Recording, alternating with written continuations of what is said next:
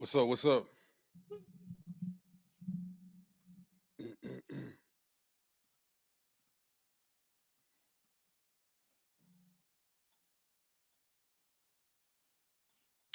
trying to. This shit didn't come up yet. Let's go.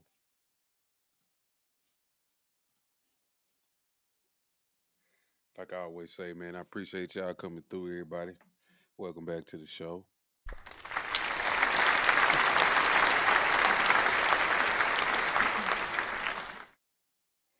I had been listening to a space all day. That's kind of where I got my topic from. The topic is what can we do to improve our communities, and I'm referring to Black Americans.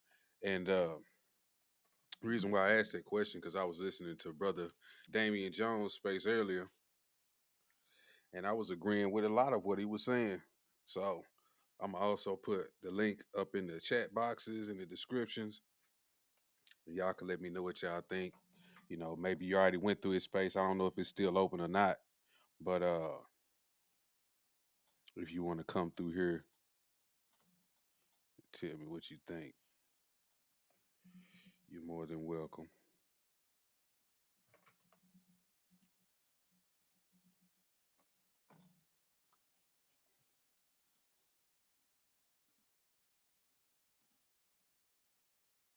Let me see. Let me post it. Let me post it somewhere else real quick.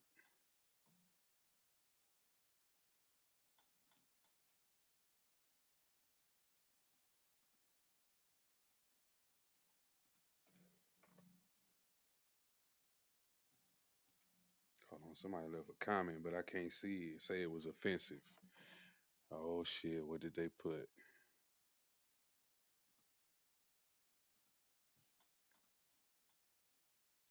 Why can't I see it? I should be able to see it. Show additional replies. Yes. They probably deleted it. Whoever it was, they deleted it.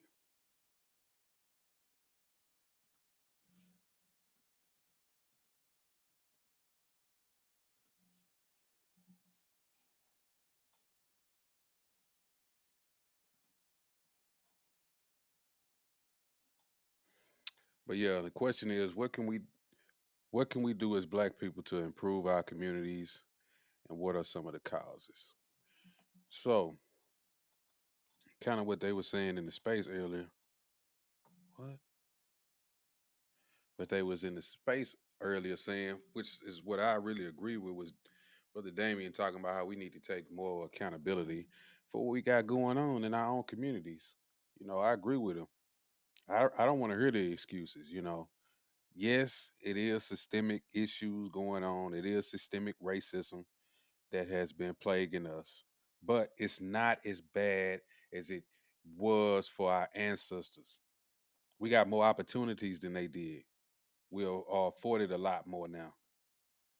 Hell, even the people who out here screaming this shit is going, clocking in at a job under a white boss, doing whatever he telling you to do, and then they talking about some white supremacy. If it was so bad, then they wouldn't even gave you a job. We got folks that's millionaires and billionaires. Not saying that everybody can be a millionaire and a billionaire and be uber wealthy. I already know that. You're gonna have downtrodden people. You're gonna have low income individuals. But that doesn't mean we don't have to perpetuate violence. You can't blame everything on the white man. A lot of this stuff is just choices. It's our own choices.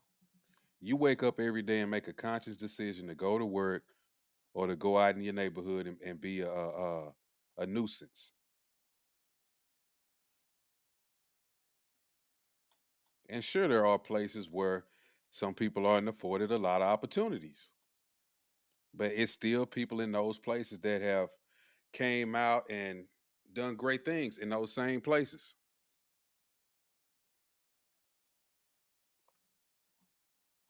You don't have to be a nuisance in your community. You can find something to do. It's not to the point where it's just like, damn, it ain't nothing else for me to do. All I can do is go out and kill somebody or rob somebody. If you're gonna have that kind of mindset, then you just a detriment to our people. There's no place for you.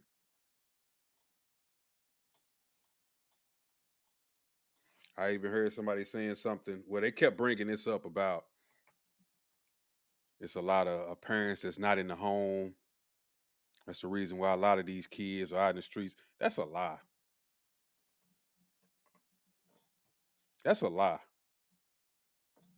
I got cousins, other family members, me. I had both of my parents. I grew up in a two-parent household. Was raised in the hood for a little bit until my dad got a good job and we moved out. But for the time being in the beginning, I was raised in the hood. My dad got up and went to work every day. When I was a youngster, I wasn't committing no crimes. You know what? Because I knew what my daddy had instilled in me and what he told me. Don't be going out there acting no fool just because I ain't here. Don't go do this and don't go do that. You know what you're supposed to do. Come home, do your homework. Sure, some stuff may be a little bit of a challenge because I had a mentally challenged brother. I used to have to cook and do different things around the house for my brother, my older brother.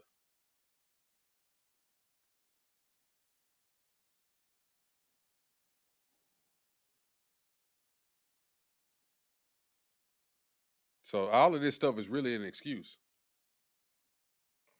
Hell, I lost my little brother in a house fire. The typical thing for me that day was my parents went to work. I got my brother dressed.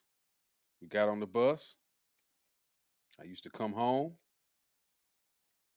after school, got my brother off the bus, had the key, unlocked the door, made sure we ate till my parents got off work, and I did it over again.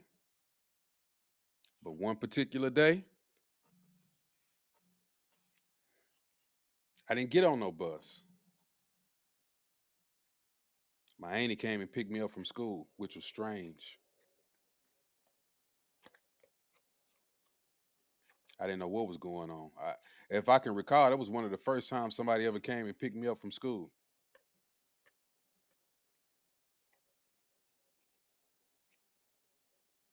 It took me about 3 days to realize what had happened.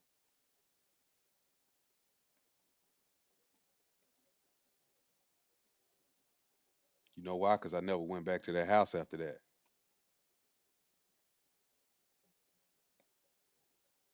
Because that house caught on fire and my brother was in there.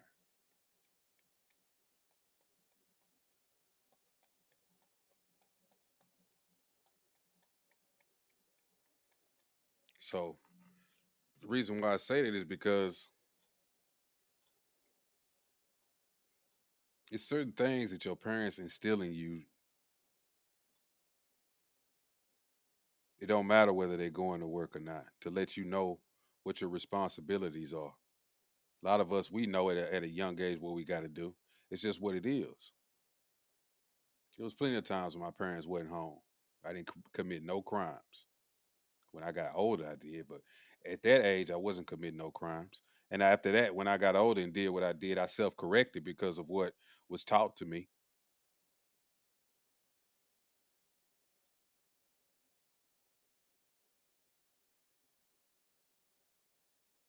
Came home, did my homework. The most I ever did was used to be playing football with my friends in the yard because my daddy didn't like people playing on the grass. He would always pull up and catch us playing football in the yard. That was about it. Or hooping in the backyard because he didn't like people at the house either. When they wasn't there. You know how black folks is. But as I got older, even my dad was like, you know what, that really wasn't shit. I was just glad y'all was either playing football or basketball. Like y'all wasn't doing anything bad. But even then, my dad's voice was always in the back of my head. I always knew. I always thought about what I did before I did it.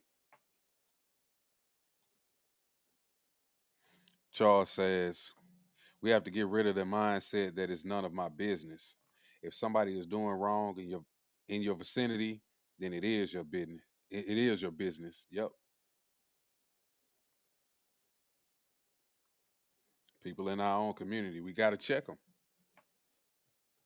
Got to say, look, I don't want this stuff going on. I'm not a fan of this.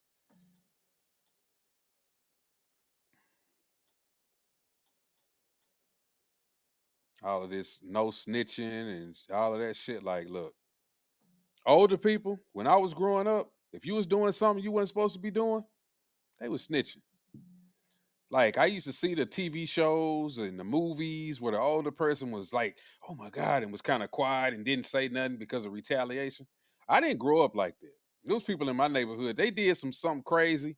People was snitching on you. Hell, I even grew up in the neighborhood. I'm not even that. I'm 39, but I still grew up in the neighborhood where people knew you and they knew your parents. They knew where you stayed. You was cutting up. I don't care if you was around the corner, down the block. You so and so son. Okay, I'm gonna tell your mama. I know where your mama work at.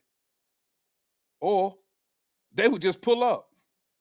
You think they done forgot about what you did. They just so happen to be driving down the street one day. You outside and then see your parents outside. They gonna stop. Oh yeah, about 2 weeks ago, your son he was over on at Jenny's house, and he was cutting up, and I caught him.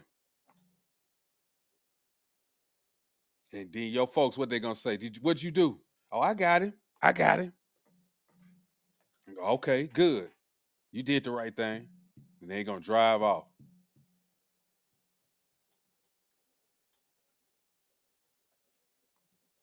That's where I grew up.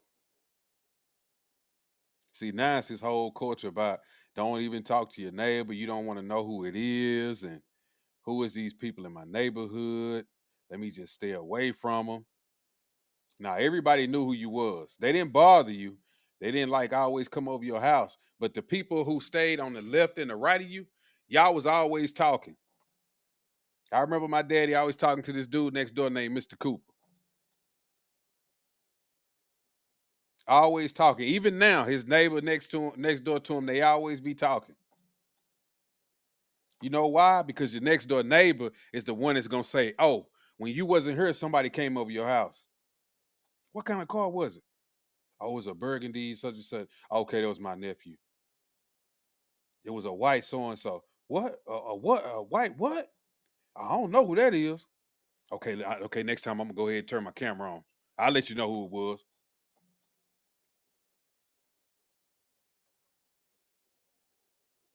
Yeah, I seen somebody walking around your house last night. I was outside drinking a beer. All that. See, it ain't nothing like that no more. That's what we missing. We missing the whole community aspect of everybody coming together. But now they call you a snitch. Man, why you telling? I know who told. I had relatives like that. I know who told when we did such and such. It was so and so. They was standing outside. I know they told on us. Yeah, they should have told on you because you was stealing. I know that's who it was. I should have known.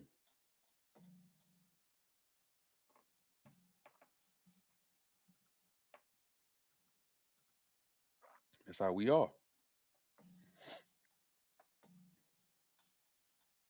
So, like I said, what can we do to improve our communities? Can we start with relationships, men and women, having a family, getting rid of a lot of these single parent homes?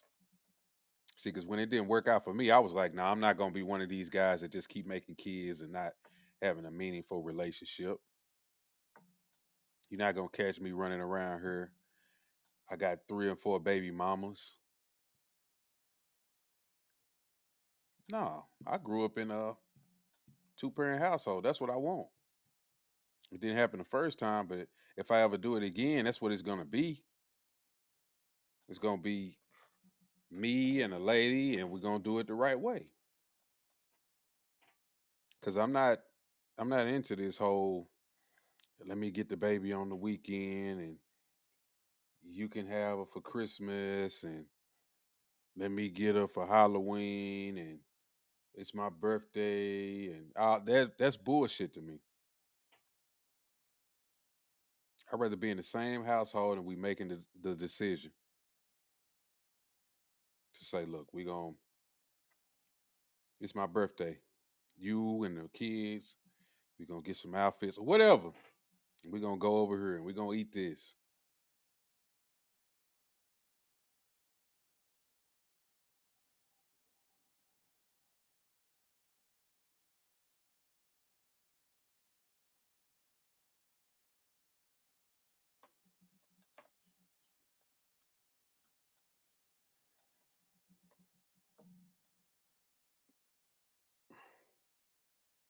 Charles say ratchet parents have to stop threatening to beat up authority figures because they won't let your badass kids get away with being a nuisance. Exactly. Folks out here defending their kids, they running around the neighborhood being a nuisance. And because Miss Thompson said something to your child down the street and he didn't like it and came back and told you, you went down there and jumped on them. You want to fight an old lady and all of this old goofy stuff.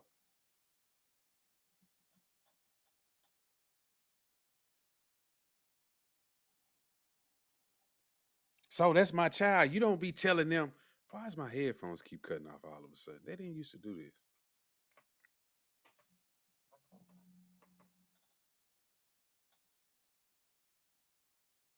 Let my headphones cut back on. Yeah, you just letting your kids run amok and nobody can't say nothing to them. Same thing that goes on at the school. Your child is up there raising hell and you go up there and jump on the teacher.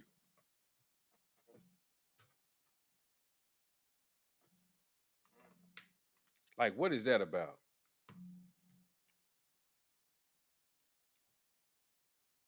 You go up to the school and jump on the teacher because they got onto your child. Or you trying to defend your child or make it seem like they was lying on your child. Like I said, you know your kids, but most of the time, most people they don't want you to say nothing to them. They want to be the only one to say something to them. When did we start doing that? Like I said, when I was coming up, it wasn't like that. Anybody could say something to your kids, especially in the neighborhood. If you was doing something you didn't have no business doing, anybody could say something to you, and they was finna go tell on you. Now, but you know what's funny about that? Is some of the men in the neighborhood they wouldn't even tell on you. You know what the men usually would do? The older guys, they would make it seem like they was gonna tell on you, but they'll get on your ass. And if they knew you felt what they were saying, that's I'm gonna tell your mama and them, but they never did. And he was like, okay, cool, okay. I ain't gonna fuck around over there. But I respect it. And I ain't gonna do that no more.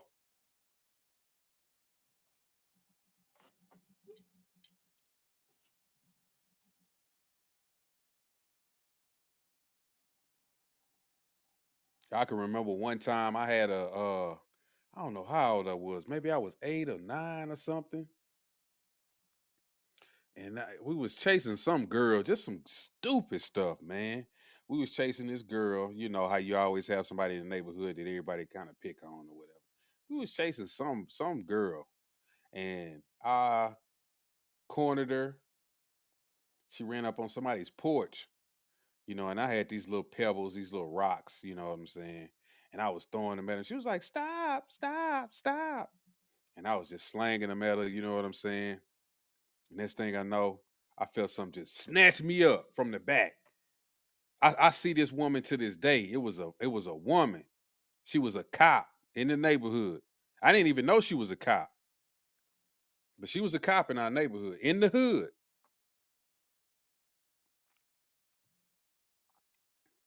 I mean, she snatched me up quick, boom, drugged me across the street. I went across the street. She took me in the house. Then she made me fill out some paperwork. Like she made me sign my name on some clipboard, right? Because I think she was some type of youth person that dealt with probably problem kids or something like that. So she made me put my name on this paper on this clipboard. And then she got my phone number and called my folks, and they came over there and she told them what happened and all of that. And I never seen her again during that time period. But I know after that they started having me. It was like the little programs, when somebody would come to the school and try to round up all the young men who had like trouble. And I really wasn't trouble, like literally. That was like one of the few things that I had ever did at that age. But since she put my name on there, like they had me in this program called Big Brothers. I was in something called Big Brothers. So when I was in Big Brothers, it would be these older gentlemen and these other youths like my age, and we would, we went to Shreveport and we went to like we went to some plays. We did like some, I guess you want to call it like a workshop. We would answer these questions, and they would ask us about our life and what was going on. They would take us on these little hikes, you know, and they would always be trying to talk to us, And I can remember a few times because I was nervous and I used to be quiet. And the guys, they would always kind of get me and make me sit in between two guys, older men, and almost try to force me to talk. I could tell what they was doing. They'd be asking me questions and shit. And eventually I got out of it. I was young and stupid, I didn't know. I just wasn't ready for it. Because really I felt like I wasn't supposed to be in there because some of the people who was in there, like they was hardcore. They was harder than me when it come to like doing stuff. But since I had got caught and that lady caught me, I guess she just, kind of threw me in there with them. So that kind of that shook me up a little bit.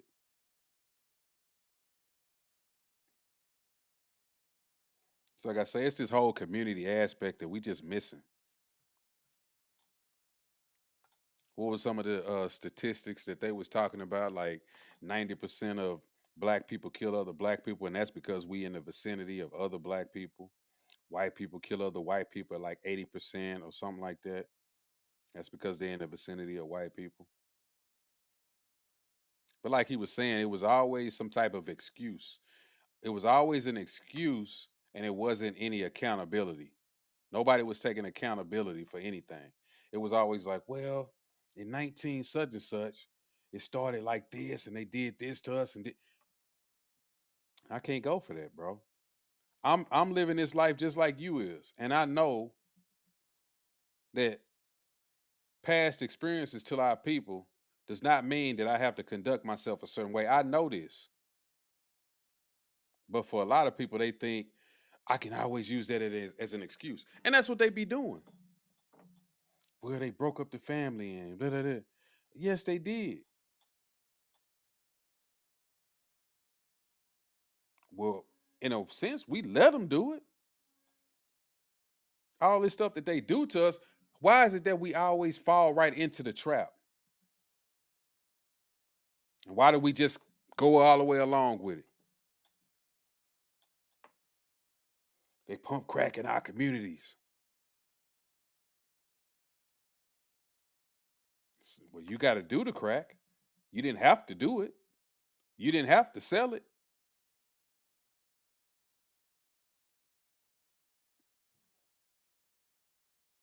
That's the type of stuff we don't want to take accountability for.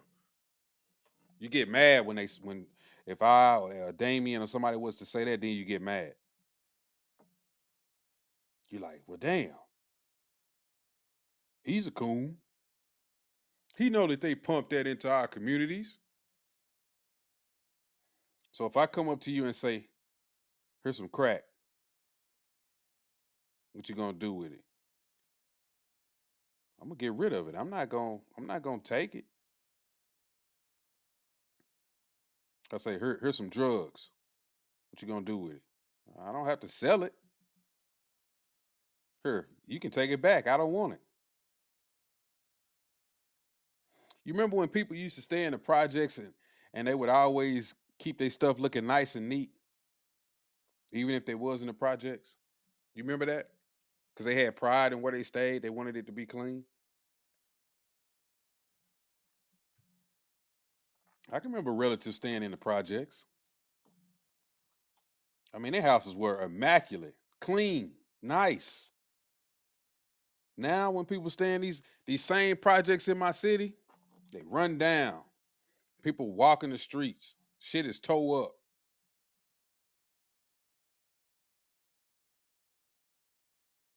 That's why I say a little bit it is accountability. You got to have some pride in yourself.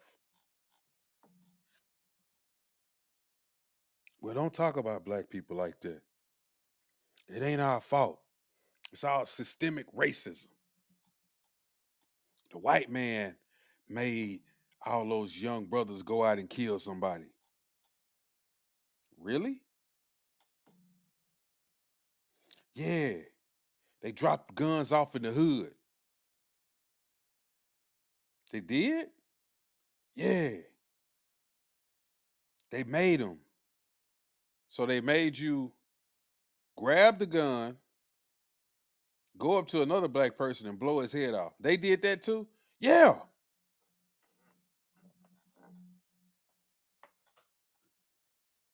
I had no other choice. It was white supremacy.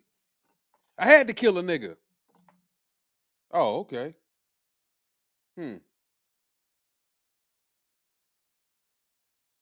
You never thought about just saying, I don't want that gun. Let me just go back to the crib. Hell no. White supremacy was forcing me, man. It was calling my name.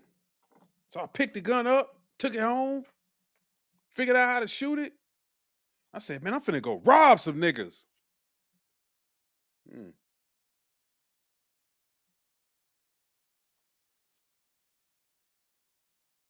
So I robbed some niggas. Then I just blame it on white supremacy.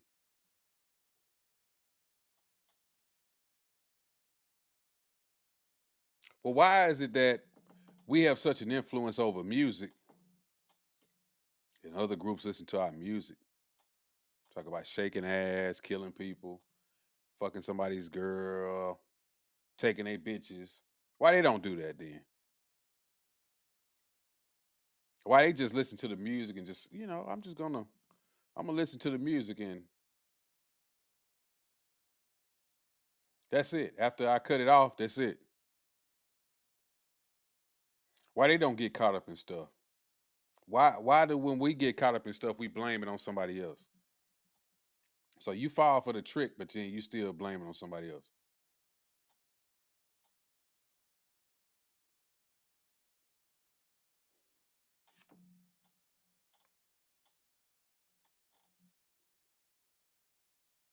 It's really crazy how things have deteriorated. When I see old pictures of my dad and his family when they were kids, you see them dressed up as a family, taking pictures, doing stuff, smiling, happy. Do you see any pictures like that now? We don't even hardly have families. You got a lot of single parent households. You got a lot of people that's just doing their own thing. The black women don't like the women. The black men, yeah, the black women don't like the black men. The black men don't like the black women. We can't get on the same page. We don't like each other. We don't want to talk to each other. We don't want to cooperate with each other. We don't want to help each other. We comparing each other to other groups.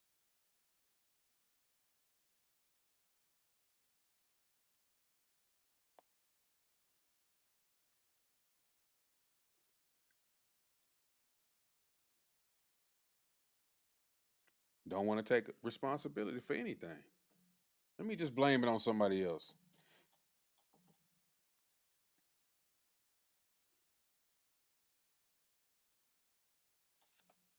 That's what it's come to.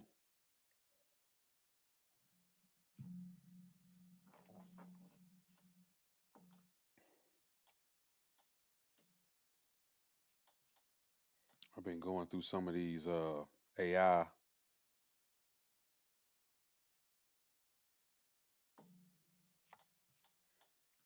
Um, one I'm using Perplexity. I got some other ones, but I've been using this Perplexity. And I asked it a question. I said, "How many single parent families are in the black community?" It says the number of single parent families in the black community is significant, with various studies and statistics highlighting this dynamic. Prevalence of single parent households. Approximately 67% of African American youth live in single parent households, and 73% are born to unwed mothers. What just happened? Oh, in 2022, there were about 4.15 million black families headed by single mothers in the United States. Comparison by race. African American families have the highest proportion of single parent households compared to other racial groups. For example, in some regions, 57% of African American families are single parent families, compared to 41% for Hispanic families and 32% for white families. Children's living arrangements. Only about 38.7% of black children under the age 18 live with both parents. 38.7% of children under the age 18 live with both parents, compared to 74.3% of white children. When I was a kid, what year was that?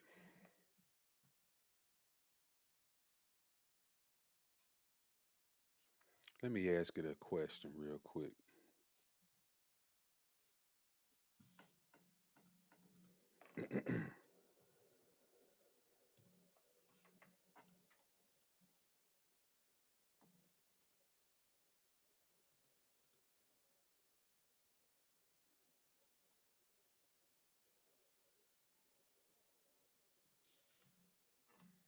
What year? Let me think.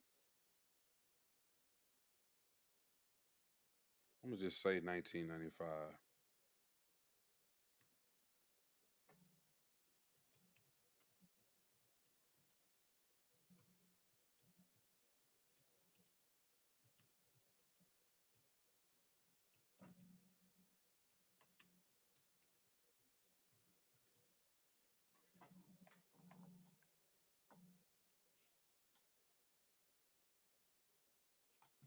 It say 34% in 1995. What is this one? 38%.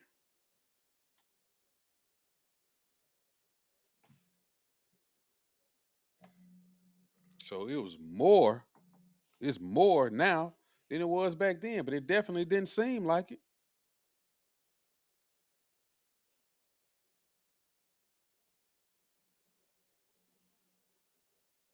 It says in 1940 it was 67%. Let me ask you another question.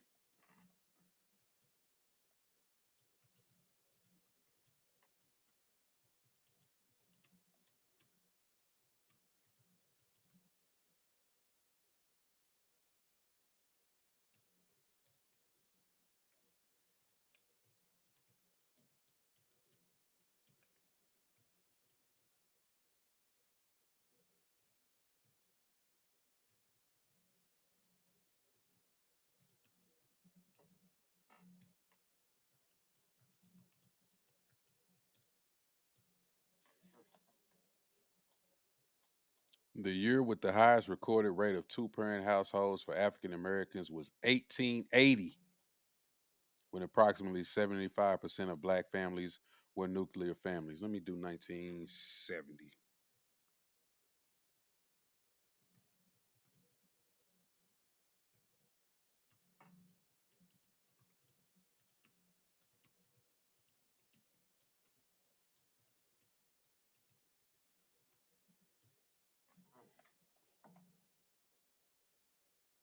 In 1970, 57% of black children lived in two parent households. This marked a decline from earlier decades and reflected ongoing social and economic changes impacting family structures. Let me ask you one more question.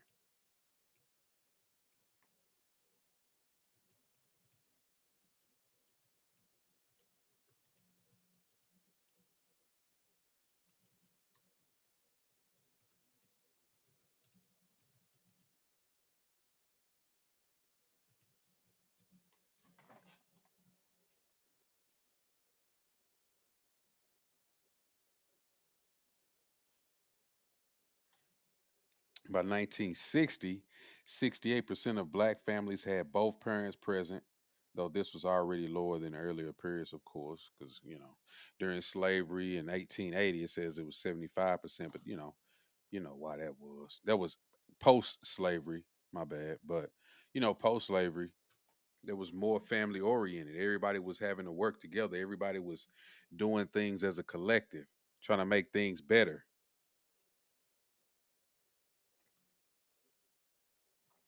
Charles says it's going to take sacrifice of an entire generation to boost black people to a place where we can actually function as a unit, but nobody wants to sacrifice. Exactly. That's what we was talking about yesterday, right? When you tell people this, they get mad because they don't want to be the ones to have to sacrifice. Well, I'm gonna tell you, just like Charles just told you, we're gonna have to sacrifice. It's probably people in my generation because we already have been sacrificed to some extent. The millennial group, we basically have been sacrificed. That's why they are saying that Social Security won't be there for us. You can tell in the decline of relationships and whatnot. We're the ones that's already basically sacrificing. So why not try to make things better for our community? I've already accepted the fact of some of the things that's going to plague the millennial group. That's just what it is. And it really ain't nothing we can do about it. Things are kind of set where they are at this point. So, yeah, me personally, I don't mind doing something that's going to better the group. I have no issue with that. But a lot of people, they just don't want to hear that because they don't want to be the ones to have to make that sacrifice.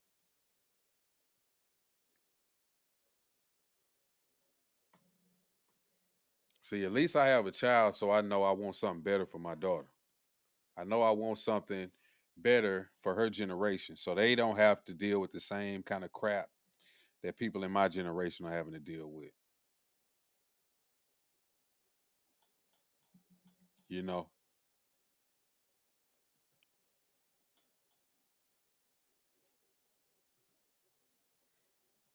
where was I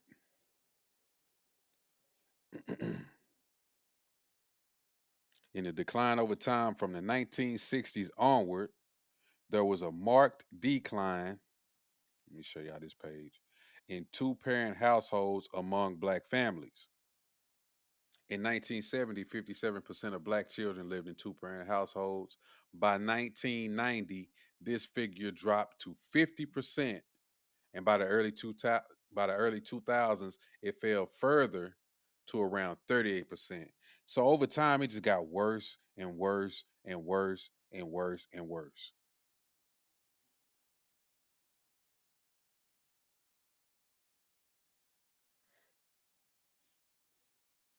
The divorce rates among black couples have been consistently higher than those of other groups. So that's a trend. We just can't get along. We can't get along. We can't get along for shit.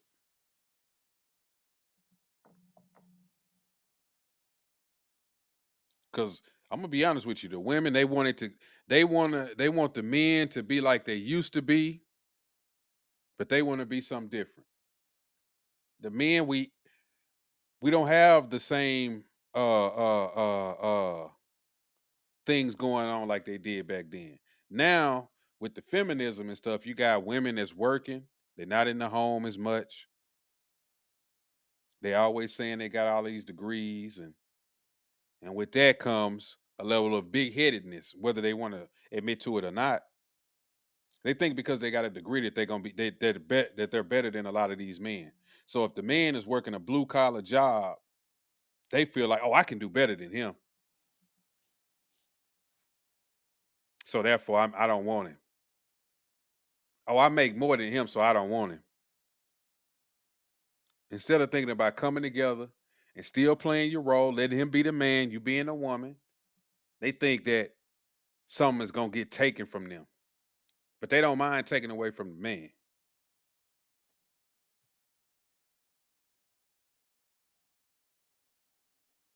See, other groups, they get along. Like I was saying the other day, the white woman, she'll do the whole feminist liberal thing, get out there and say all kind of crazy stuff. And at the end of the day, go home and cook for her husband, go home and be a submissive wife, take care of the children, and tell you you can be independent,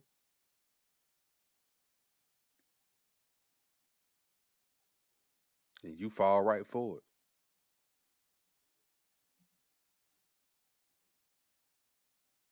Then the men, you don't want to take accountability for nothing. I heard a lot of men today talking about the white supremacy, white supremacy, white supremacy, white supremacy.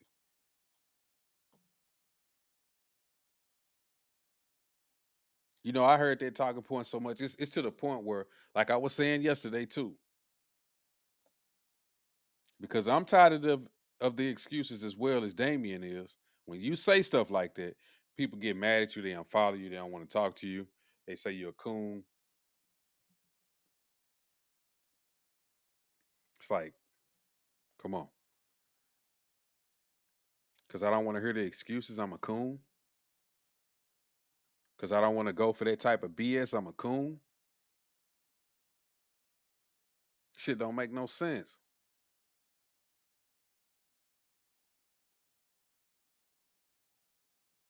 People just, I mean, how long can you use that excuse? We live in a country that's built on white supremacy. Well, stop going to work. Stop clocking in. No, I got to clock in. I got to get this money. Well, how did you get the job if it's white supremacy that's just ruling over you so much?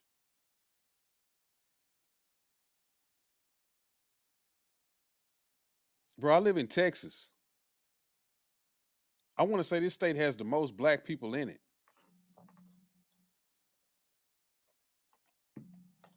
I see niggas going to work. I see niggas with good jobs.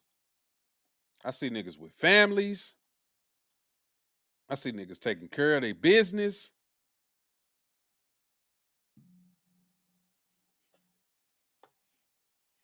I think some people just want to stay the victim, no matter what. It was a question that Shamika Michelle had asked.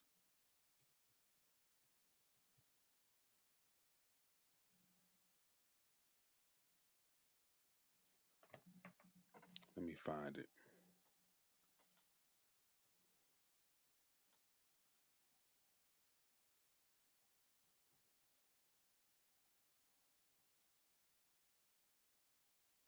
She said, "Who plays the victim more? American Jews who weren't in the Holocaust, or Black Americans, or who were never slaves?" I said, Black people who were never slaves, because even those people, the Jews, they at least put themselves in position of power. Of course they complain. They say you shouldn't say this on TV. We're gonna shut down this platform. Yeah, they in positions of power, though. We not. What they call it, the victim Olympics. That's what we be trying to win. No, I was oppressed more than you was. Of course. We know that. But let's leverage what we got. We got influence. We can influence the masses with music, things that we do, trends. We can infiltrate things, especially people with that athletic ability.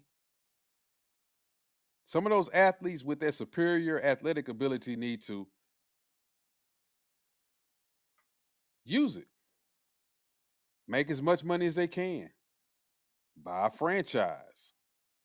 It doesn't have to be whatever game that you play. Buy another friend. Buy a soccer team. That's what other groups will do. Invest in a baseball team, a minor league team. Invest in a try to be a college football coach like some of them are doing now. Keep infiltrating things. Get some power in different places so you can bring somebody else up. Then they can't stop you because you'll be in control. You'll set the trends and standards, how you want things to be run. And when we do that, keep people who have bad intentions or who doesn't really want to help the community, keep them out of those places. Be a coach. Be a commentator. Infiltrate. Infiltrate. That's what everybody else does. What did the Jewish people do? They own media. Big on media. Think about it. They control the movies. They control the news. They control TV. They control radio, music. Hell, they even control internet and porn.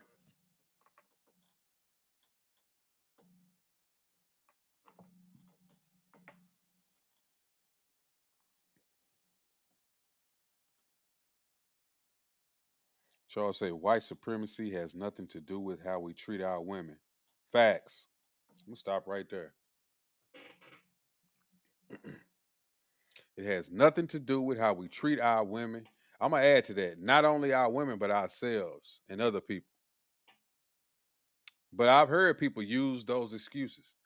Reason why we do this is because white supremacy. They blame everything on white supremacy. And like I say, these are the same people that get up every day, go to work, probably live in a 3 or 4 bedroom house, drive a nice car, and they still talking about white supremacy.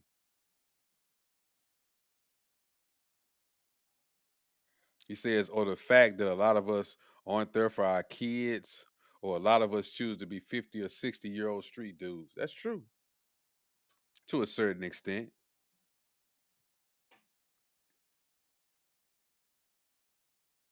See, but the facts about us not being there for our kids, that's really a fallacy, bro. Or really, it's a lot of just bitter women who try to keep the kids away from the man, and they perpetuated that lie. Because I was looking up that stat earlier. Matter of fact, I think I still got it up here. Here you go. I asked Perplexity, I said, are black fathers in their child's lives more than any other race? This is what it said. It said, yes, black fathers are statistically more involved in their children's lives compared to fathers of other racial groups. And I'm going to stop right there. It's even black fathers who are in the lives of some other woman's kids more than any other groups as well. Because a lot of times, if you are a stepfather or something, the only reason why you really there is not only because you like her, but you had to like her kids too. Because most of the time, if you don't like them kids, you ain't gonna be there. That's the truth. Now, if you like her and them kids, you're gonna be like, oh, this is cool. Especially if you was there when they was young kids. They like your kids. They just like your kids.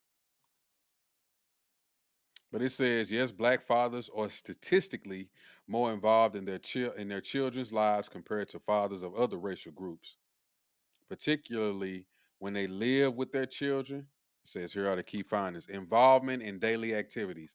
A landmark CDC study found that 70% of black fathers living with their children were more likely to bathe, dress, change, or help their children with daily tasks compared to 60% of white fathers and 45% of Hispanic fathers. So the fathers are there. And I can attest to that. Because, like I said, when my dad was working them rotating shifts, working them long hours, when he was working night shift, I didn't see him. When he worked day shift, I only seen him in the mornings going to work. So, and it was miraculous how I was in football, basketball, and baseball. And you know what? My daddy was at every game. Hell, it would be times my daddy used to coach me in football, and my daddy was working a schedule like that. I don't know how he did it. Sometimes he would coach and then go to work.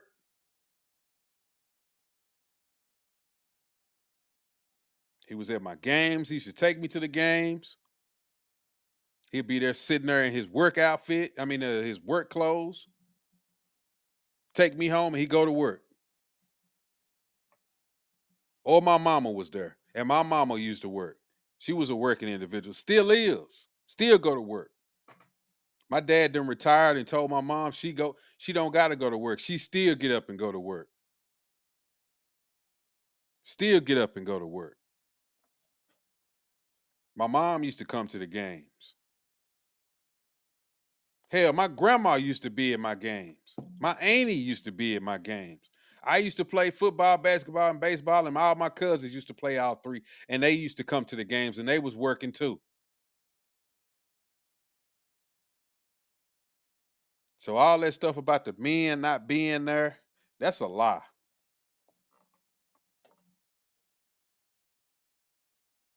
I haven't been with my baby mama since my daughter was not even one, and I've always been there. Except for, well, I take that back. I used to stay in Florida, but I stayed up there for like 2 years, and my daughter begged me to come back, and I came back.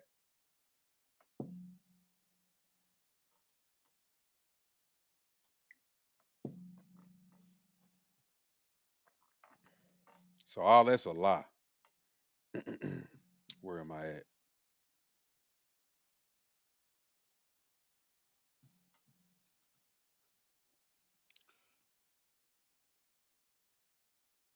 What happened to it? It just disappeared, didn't it? I think it had refreshed or something, but it went to another. Let me scroll down. I had asked it a couple of questions.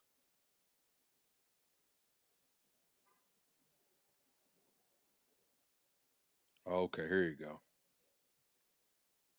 It says black fathers also reported higher rates of eating meals and helping with homework daily compared to white and Hispanic fathers.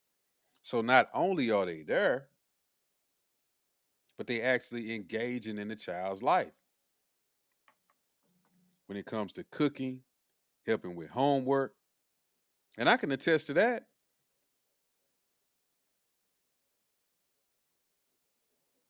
My daughter called me, well, she used to call me. She don't call me as much as she used to, asking me about math or whatever,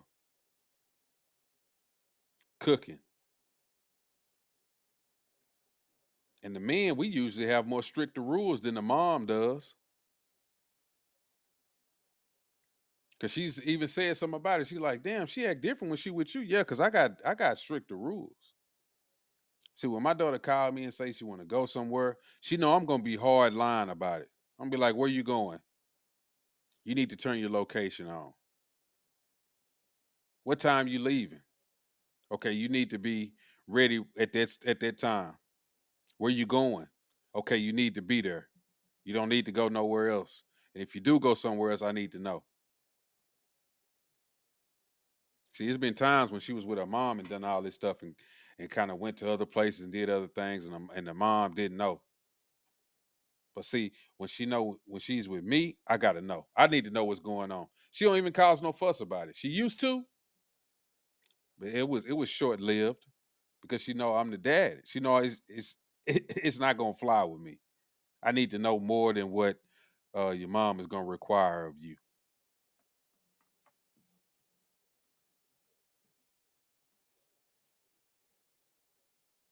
Says non-resident father engagement.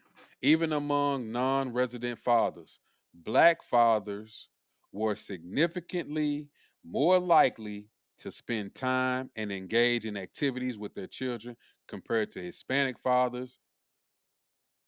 It says, and they displayed effective co-parenting practices. And I think that has a lot to do with the stereotype that the black man isn't really in the children's life. So we go actually above and beyond to let everybody know, nah, we there. We be doing stuff, especially when it comes to child support. They take child support out and you still give the mom money for whatever. Or if your child asks for something, you give it to them. You don't just say, well, I paid the child support. Use that.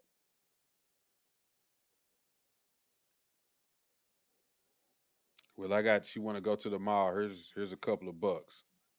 Oh, I need some shoes. All right, here. I barely got it, but here. I ain't got much, but here. Because that's just what it is.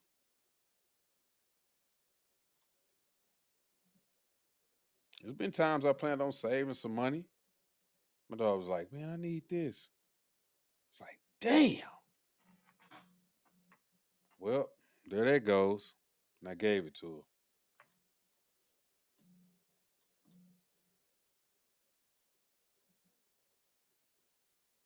So, like I say, a lot of these statistics about black men being fathers is just not true. Like I've just read to you that we are more involved in any other group in our kids' lives. Way more involved. Challenging stereotypes. It says, despite negative stereotypes, studies show that black fathers often step into roles as step parents or maintain consistent involvement even when living outside the home. Like I just said, even when living outside the home, I should have blew it up for y'all to read, but there you go. Even when living outside the home, we still doing what we supposed to do. So when you watch these movies and they showing these black men who ain't there for their kids, and the black girl's like, you ain't even here for your child. That's a lie. That's a stereotype.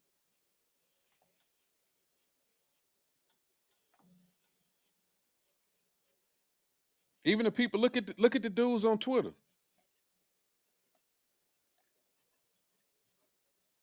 They be with their kids. The ones who got kids or got step kids, they be with their kids. And I know y'all see that. That's why that's not really one of the big issues on there when we be talking. Because most people on there can't deny that. Because you see it.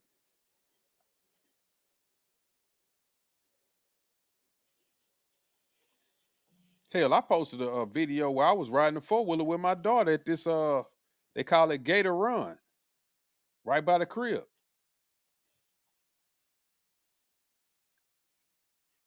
Even though we eventually went out there and wrecked the four wheeler, we got in one of them mud pits and got stuck. Somebody had to pull us out, but it's all good because my daughter thought it was funny. She had a good time. Now, if we could have crunk up the side by side and took that out there, that would have been even better. She would have enjoyed that.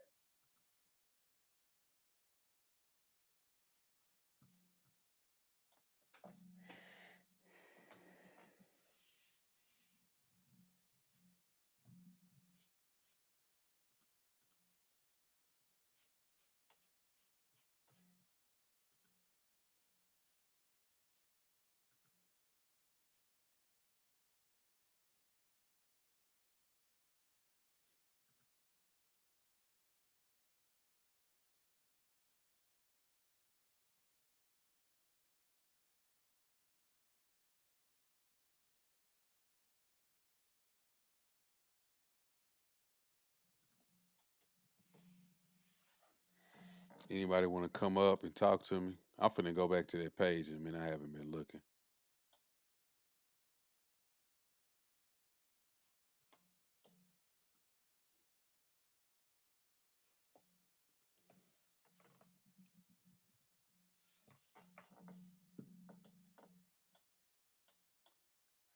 I'm just looking at some other stuff on my social medias.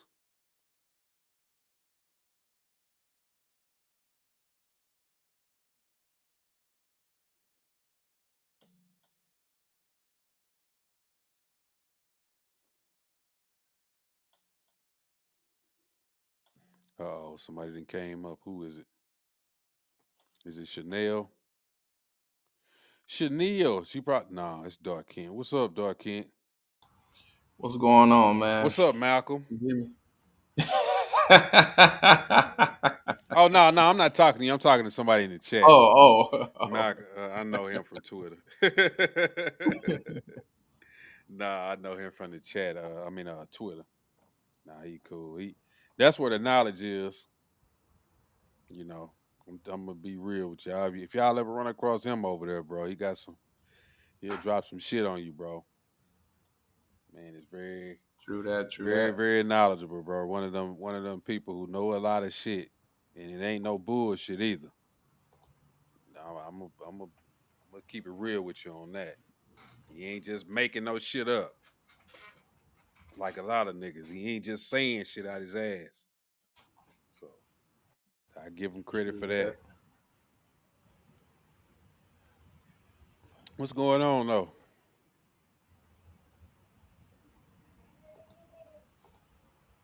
What's up? What's up with you? Can you hear me? Get- Oh, I think you didn't cut out. You probably having a connection issue. I hear you. I heard you clicking on your computer. So somebody probably called you or something. But where was I at though? I was looking up these statistics on perplexity. What I was looking up a particular statistics. But no, like I was saying, but it says even though black fathers, even though they're not in the homes, they fare way better than any other group. What did it say? Even among non resident fathers, black fathers were significantly more likely to spend time and engage in activities with their children compared to Hispanic fathers and even white fathers. And it says a landmark study. Well, I'm gonna go back to the question. The question that I asked I said, are black fathers in their child's life more than any other race? It said yes. Black fathers are statistically more involved in their children's lives compared to fathers of other racial groups, particularly when they live with their children.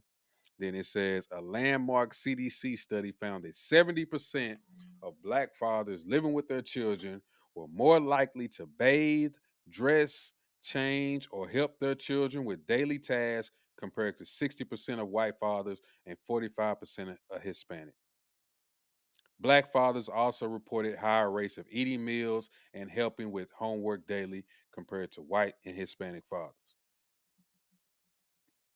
So yeah, it's a lot of stereotypes and tropes that they try to put on us. It just ain't true.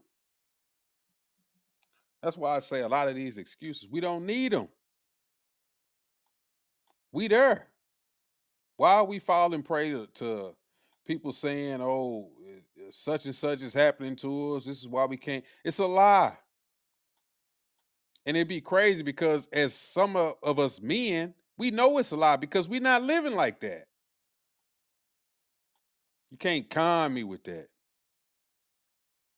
Like I just told you, I know a couple of guys that you see them on Twitter. Most of the dudes. That's why that's not really a talking point on there. I don't hear it. Me personally, I don't hear it saying, "Oh, it's a lot of deadbeat fathers," because they know that would be a lie. You see dudes on there posting them with their kids, or they be talking about their kids or their stepkids. So come on now. Most of the dudes be in the kids' life. And most of the dudes, when they in the kids' life, they have more structure. Because men bring more structure, they bring more stability, they bring discipline. And you already know, like I said, my dad, all that stuff about, oh, the father be at work. That's why the kids be running amok. That's a lie. It was times when my dad would be at work all the time. He still found time to come to my. I played football, basketball, and baseball. He found time to come to all of them games, even take me to practice, even coach me in football. He was always there. And he worked a rotating shift. He worked days and he worked nights. He was always working 12s. So I would either see him in the mornings or in the evenings. If I seen him in the evenings, it was for like 10 minutes, he going to sleep. If I seen him in the mornings, it was for like 10 minutes, he was getting up, going to work. If he was off, then I seen him. Besides that, guess what? I had to be the man in the house. I had to cut the grass. I had to do stuff around the house. That's just what it was. I always had the voice in the back of my head, don't do this, don't do that. Don't embarrass me. Don't make me have to take off work and come up there. That's what it was.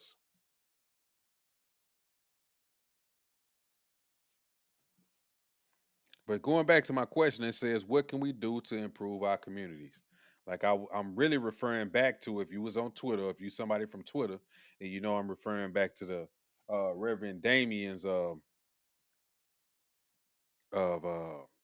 his space. Matter of fact, let me see if he's still holding that space.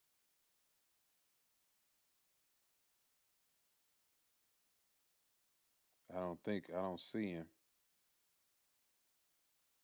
Let me go to his page and see if he got it.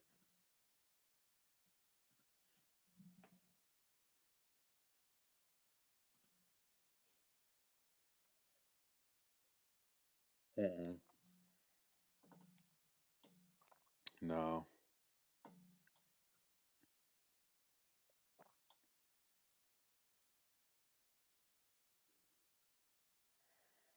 Let me just let me see if I can play some.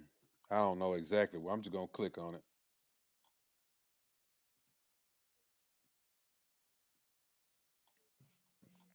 Let's listen to it. Not just it's men acting within their divine masculinity, acting as stewards of the community, keeping the current generation away from that older generation that went down that path. But there is a recognition of, yes, the social engineering is real, yes, the economics are real, yes, the bad education system is real, yes, all of these policies that create death, poverty, and destruction are real. But when these poverties hit your doorstep as a parent or hit your community, you have a choice of how you're going to react to what life throws your way. It's like in boxing. I can bob and weave and I can try to evade the punch, or I can get in and I can hit you back. We spend a lot of time trying to bob and weave, and we don't spend a lot of time hitting back. And we can operate as a community to make our community stronger and keep people out of that lifestyle. There are like what was it? The police athletic leagues started to show some results. There are old boy I knew back a couple years back had a boxing program down in North Carolina to keep young boys out of the life and to give them the discipline and stuff they weren't getting. So in their education, you can do education pods within the community to make sure if your education in your schools are broken and you don't have any hope of beating the teachers unions and taking over the school boards or fixing the curriculum or the lack of discipline in schools or the way money's allocated or any of that stuff, you can create educational pods using the professions and the knowledge of the people within the community to educate those kids. And you can even go through the process of getting them accredited. There are multiple universities throughout the country that offer K through 12 programs for very low cost that you can enroll your kids in the community to get them the education that they're not getting in the classroom. There are multiple ways. Yeah. So the idea that just because our moms may have to work two jobs, like my mama was in the Air Force. If you know anything about the military, we don't work 9 to 5. Like my daddy was in the Air Force, my mom was in the Air Force, their parents were both in the Army. I served in the Marines. My son just decided he's going to be a Marine. We don't work 9 to 5 jobs. We work 12 plus hour days every fucking day. My mom was damn near never home, but she made sure she knew what I was doing, where I was going, who I was with at all points in times. This is before cell phones. And then on top of it, everybody in the community knew that I was off limits because my parents made it known I was off limits because there were going to be consequences if you fucked with me. That's facts too, right there. With kind of what he said, because I was growing up and I always had to let my folks know where I was. Honestly, even when I was gone somewhere doing some bullshit, I had to let them know where I was, and that was always in the back of my mind too. I was like, you know what? I'm probably gonna go over here and do something stupid, but I really want to go over here. So let me go ahead and tell my folks where I'm finna go. And a lot of times they'll be like, all right. They'll say, don't do something stupid, but at least they knew where I was. So if something happened, they could come get me or whatever the case was. They always knew. If you tried to bring me into some nasty, dirty shit. Let me And fast at the forward a same little bit. time, my parents have to. Some of these people start babbling. The problem would be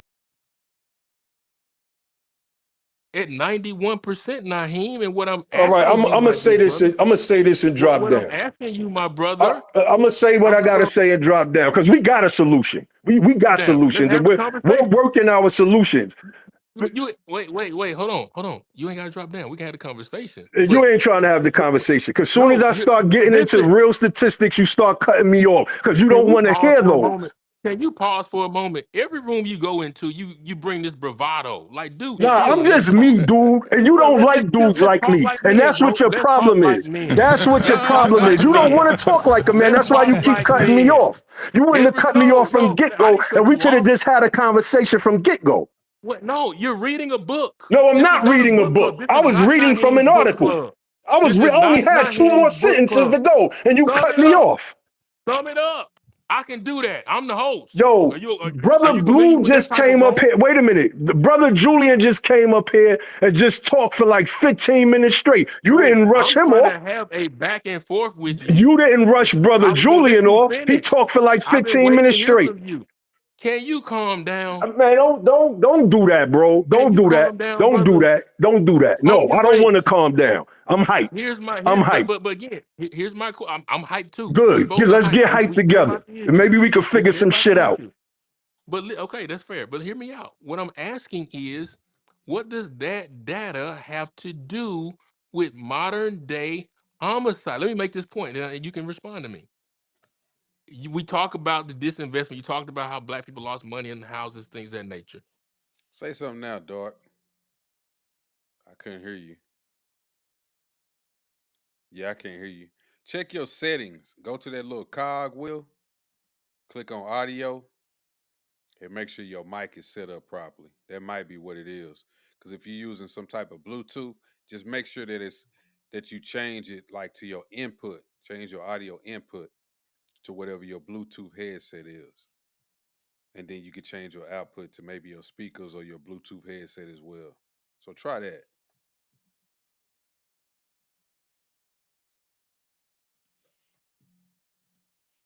Houston, Texas has a high black on black homicide rate. Houston, Texas also, I think, is the second or third city in the country with the most black millionaires. There's a ton of black home ownership in Houston, but there's a whole bunch of black homicide in Houston too. So this connection that black people don't have money. Here, black people with plenty of money, where Beyonce grew up, and they still killing each other.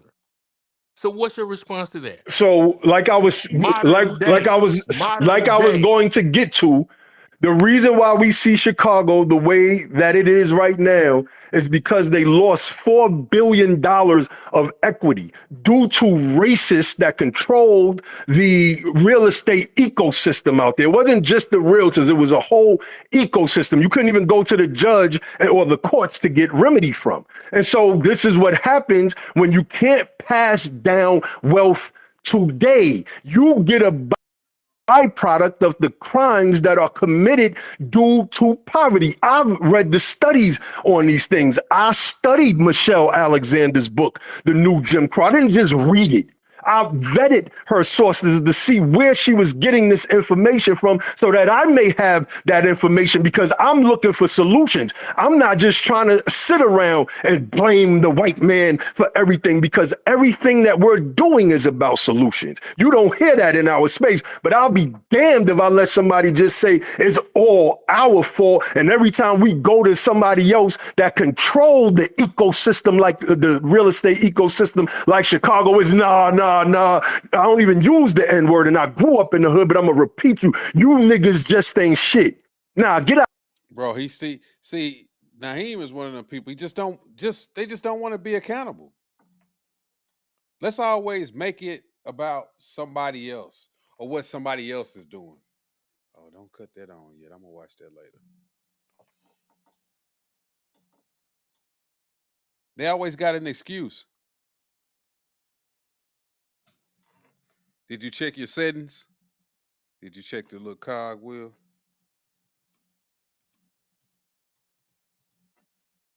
Why am I talking to him? I should just message him.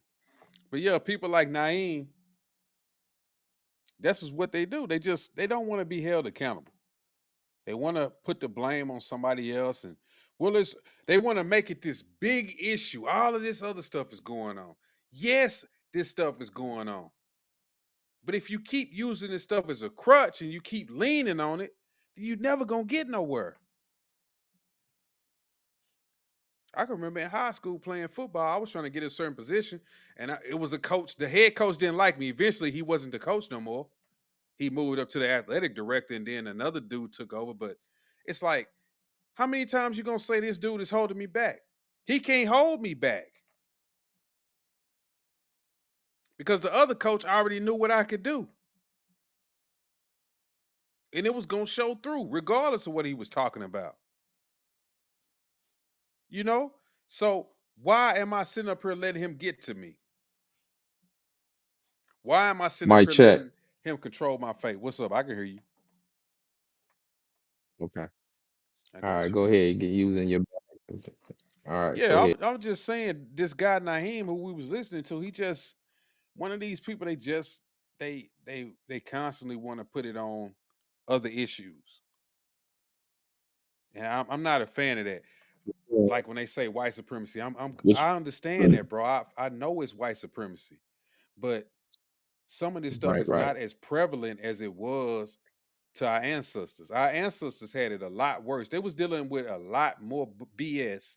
And if you go back and check some of the statistics, they did a lot better than we did when it comes to family, relationships, accumulating wealth, passing on wealth. They did Hmm. better than we did. So a lot of this Yeah. stuff is on Yeah. us. You We think can't about we it. can't Yeah. just say it's always white supremacy. If it was white supremacy, you wouldn't have a job. If they really didn't like you, if they really didn't want you around, you wouldn't be working. But yet niggas is We getting lost up that every day, sense of. clocking in. What'd you We say? lost that sense of unity. We lost that sense of unity and trust in each other. they trust each other back then because they seen as hell. We all slaves. We all getting it bad. So we got to stick together to help each other.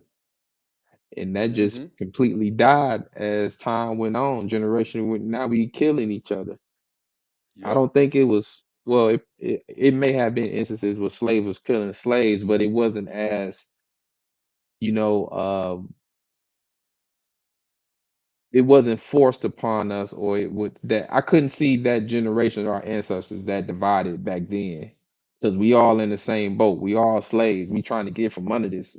You know what I'm saying? Some that made attempts. You know, with your Harriet Tubmans and the Nat Turners. You know what I'm saying? So I seen there was a lot more unity and trust amongst us, but somehow that just died over time. Right. We don't Like trust each other. when you talk about what's those communities like Greenwood, where they was like, shit, we got to Right. work together. We got to have a pharmacy. We need a bank. We need a Exactly. doctor. Exactly. Now niggas will be like, man, I ain't give my money to that nigga because it's almost like I don't want to see the next brother come up. If it ain't me, Now it's then it ain't right. nobody. Now you got you it created the big U's of the world. Check Yeah, in. Give yeah, me your you gotta break me off something to keep me from fucking with you.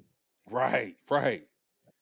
You right. That's what we That's where got we now. at right now. Yeah. Right, that's where we at now. You doing it to your own. So that's why I said it went away from, you know, let me, sir, if you having problems at your store, I make sure, what I'm saying, I keep it safe or whatever. Just on GP, just protecting the community in a legit Mm-hmm. way, not letting nobody come to a black owned store and disrespect it. You know what I'm saying? Whether it's coming from a youngster or what have you. Keeping them in check, not for Mm-hmm. you got to give me a cut. We start You taking know on how this you mob mentality. We watching these mob movies, The Godfather. We worshiping shit like that, and then turning that exactly, out on our own community. We wasn't like that. Strong exactly. arm in That our own ain't and community. not only that, that ain't us.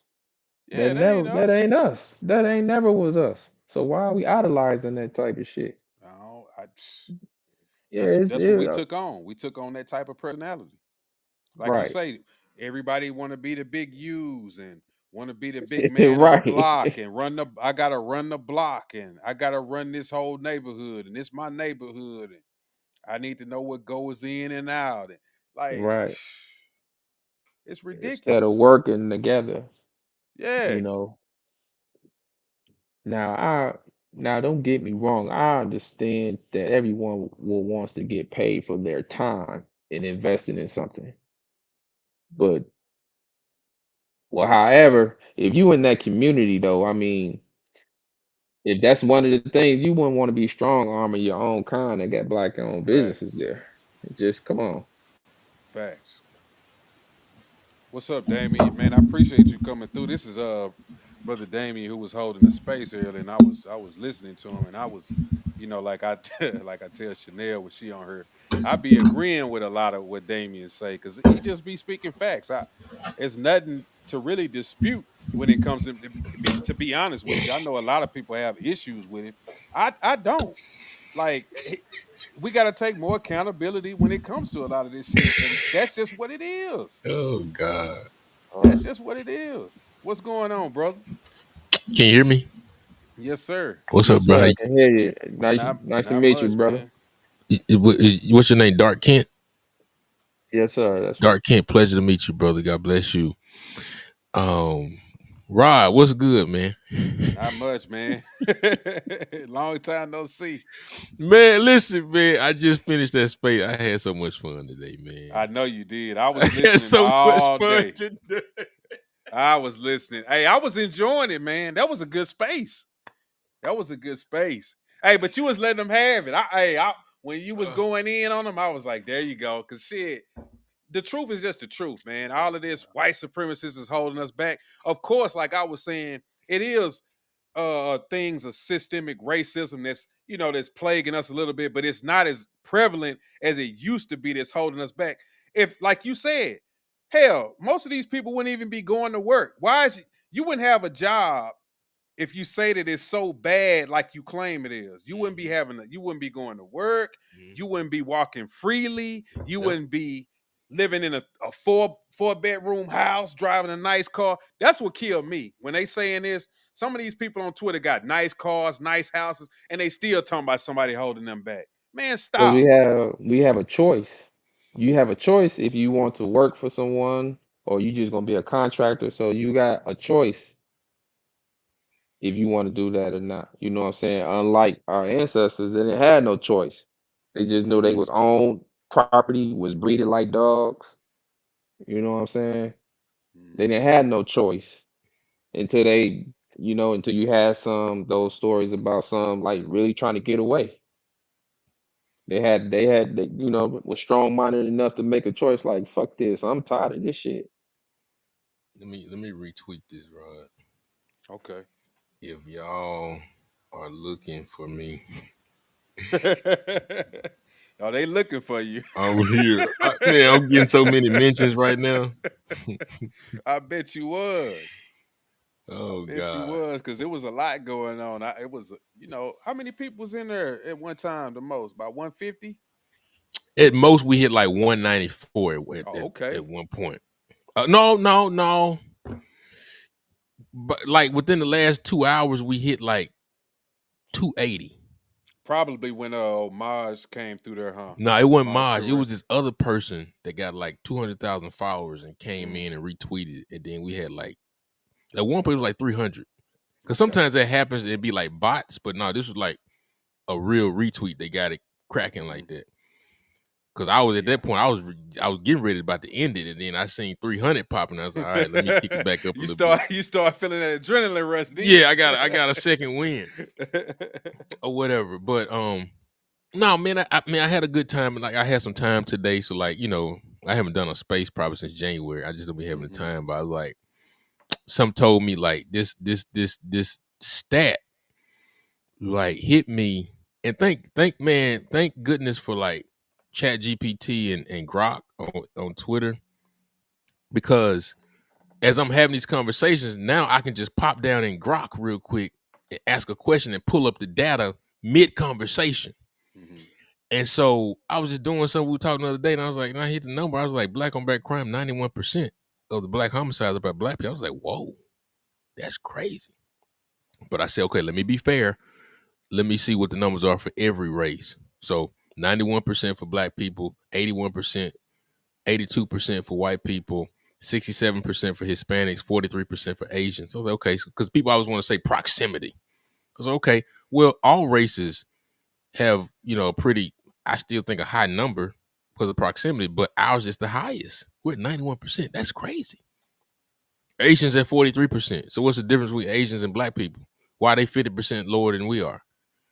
But they're in proximity, right? And it's not based on total people. It's just of the crimes committed, white on white, black on black, red on red, brown on brown, how many are committed by your same people? And we're at 91%. I'm like, man, that's a problem.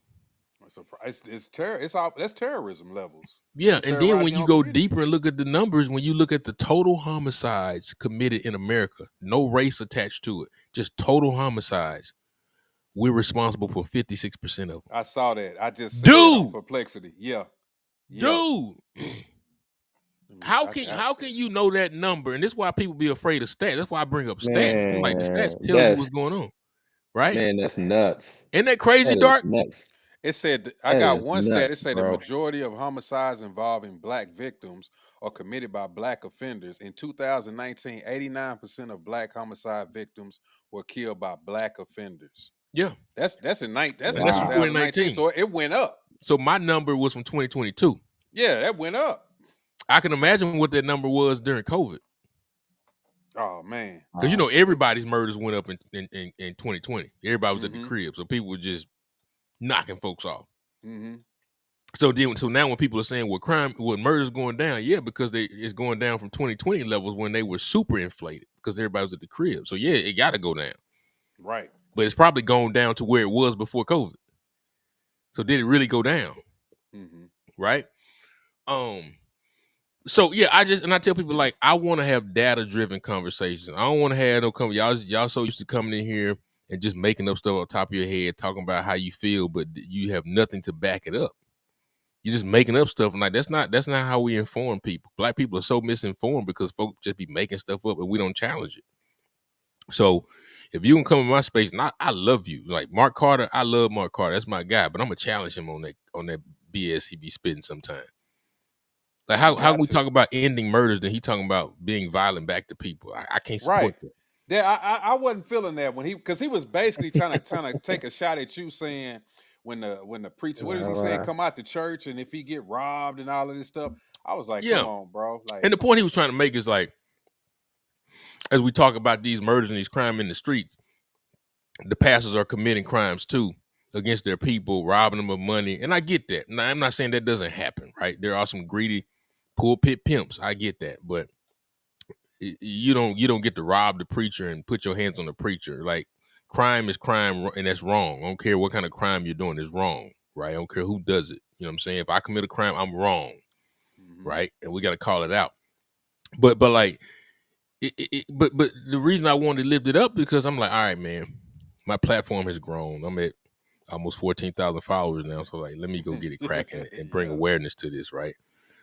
Because I'm like, people want to say that it's not an issue. People want to say black on black crime is not a real thing. And I'm like, man, come on, stop, cut it out. Just because y'all said it don't make that true. Like black Right, on black right. crime is a thing, bro. 91%, that's a thing. And so Black on black crime is just as real as white supremacy. At least. uh well No. dark, I'm not I don't support white supremacy and the I don't really believe in it. Mhm. Right? I don't, Yeah. if you believe that, that's you. I respect that. I don't believe in white supremacy like that. But I get what you're saying. But people were saying, hey, it's not a real thing. And then last night before I started the space, some maybe this morning, some dude that I've never tweeted before, he tweeted me. He saw my space and he tweeted my space and he gave me a picture from a magazine cover, Ebony magazine cover from 1979. And on the cover, it clearly said black on black crime. I saw that. Causes, cures, consequences. And I was like, look at this. So Ebony magazine, the flagship publication of Black America for years, especially in 1979, where all black people got their information from, put on the front cover. You put your biggest thing on the front cover and they put black on black crime. So then how can we turn around and say it's not a thing when Ebony put it on the cover? Meaning it's been an issue since before the crack epidemic. Right. Right? So that's what they want to say. They put crack on that. That's a point I didn't even think about and talk about then. But as I think about it, this is before the crack epidemic. Mhm. This is before Reagan took office. This is before Iran Contra, any of that. Right? This is during Jimmy Carter. And they're saying we got an issue. So here we are now, what, 40 some years later, and folks want to say it doesn't exist. But we're at 91%. Come Another on, thing I dog. wanted to touch on was that white Yeah. supremacy thing. Like you got people who constantly use that, and I'm like, well, they'll say, well, white supremacy dropped the guns off in the neighborhood, like I was saying earlier, or they infiltrated us with the crack. But it's like, did you have to use the crack? Did you have to Right. sell the crack? Right. Did you have to shoot the black Right. person?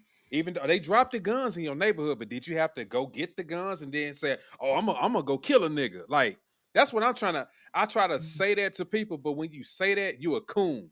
It's like, so nothing was stopping you from doing that. What is your No, you're excuse not. there?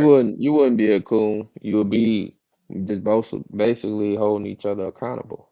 We went way, way away from that. Just accountability.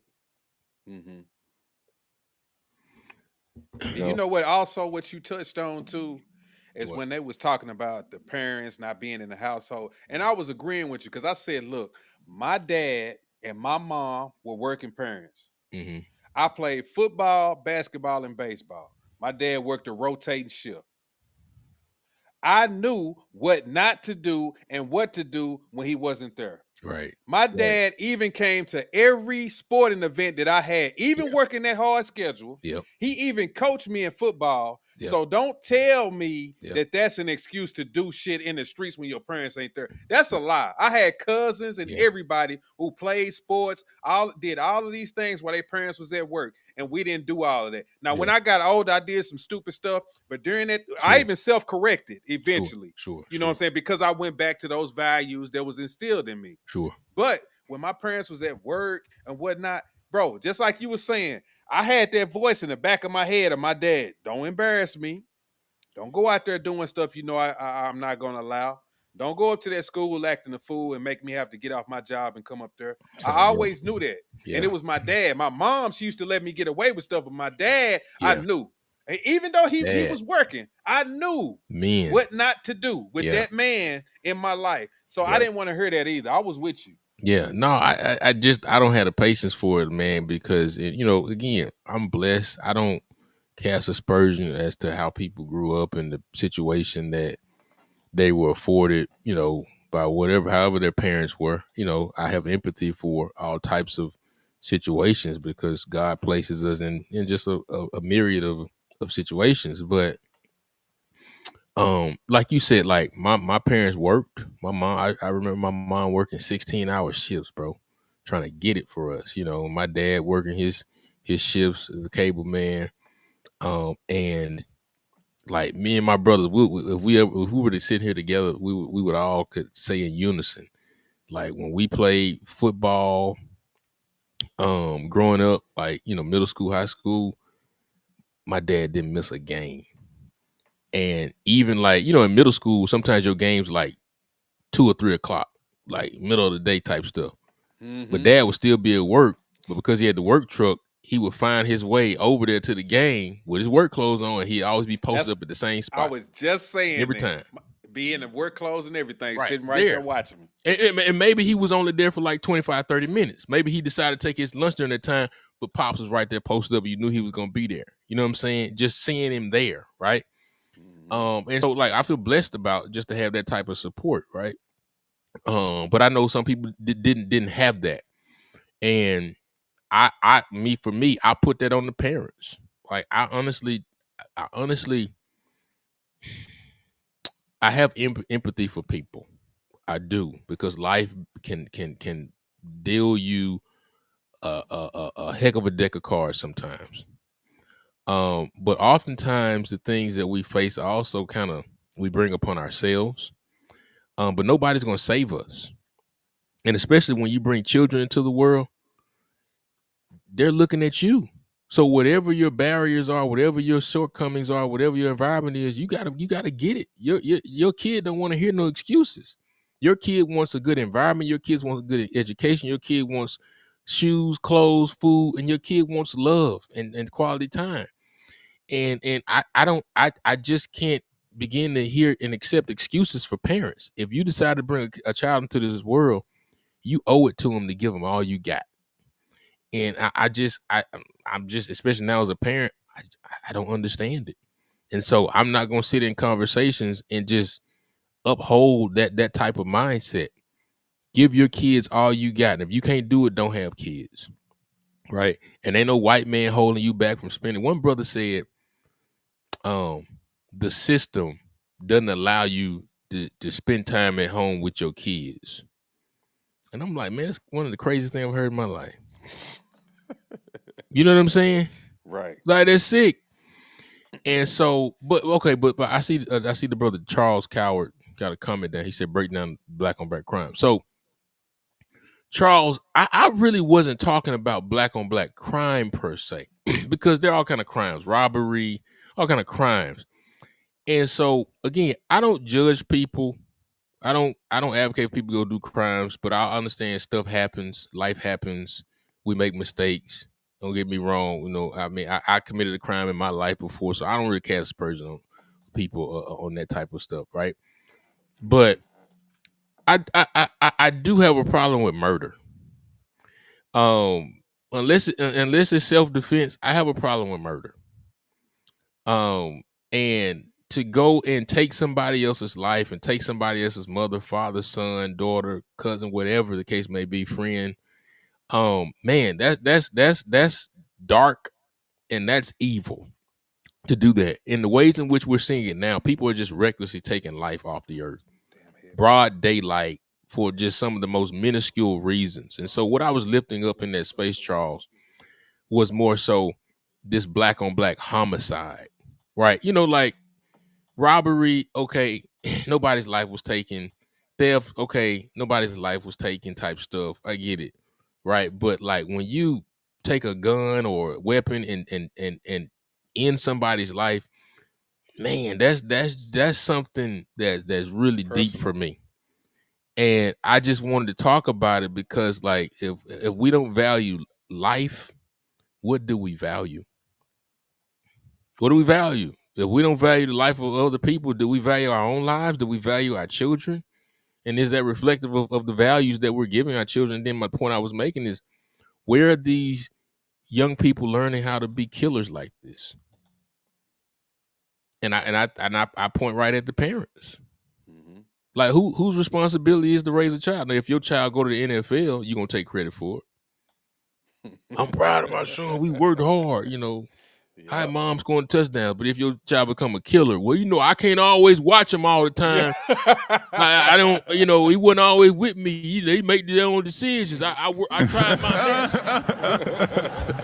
Facts, bro. You know what I'm saying? So it's kind Mm-hmm. of, no, your kid come out here and become a heart surgeon, or your kid become president of the United States. You want to take credit for that. Yeah, you know, we worked hard. I did my best and gave them the best, but then they become a killer. Then you don't want to have nothing to do with that. You don't want to take responsibility for that. You're responsible for your children and how they show up in this world, bro. You do, especially when they're under the age of 18.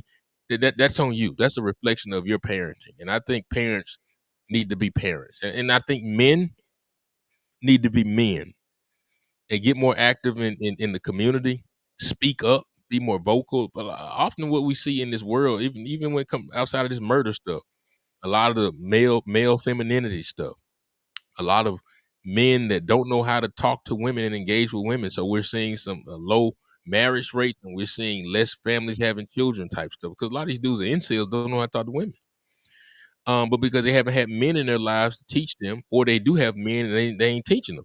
The men just putting their head in the sand and really not taking time to teach men how to be men, how to carry themselves, how to handle their money, how to be professionals, how to go get a job, how to dress, how to tie a tie, how to wear a suit, how to be a professional, how to handle conflict resolution. Because conflict resolution ain't shooting somebody or fighting somebody. Nigga, I kill you. No, it's all right, brother.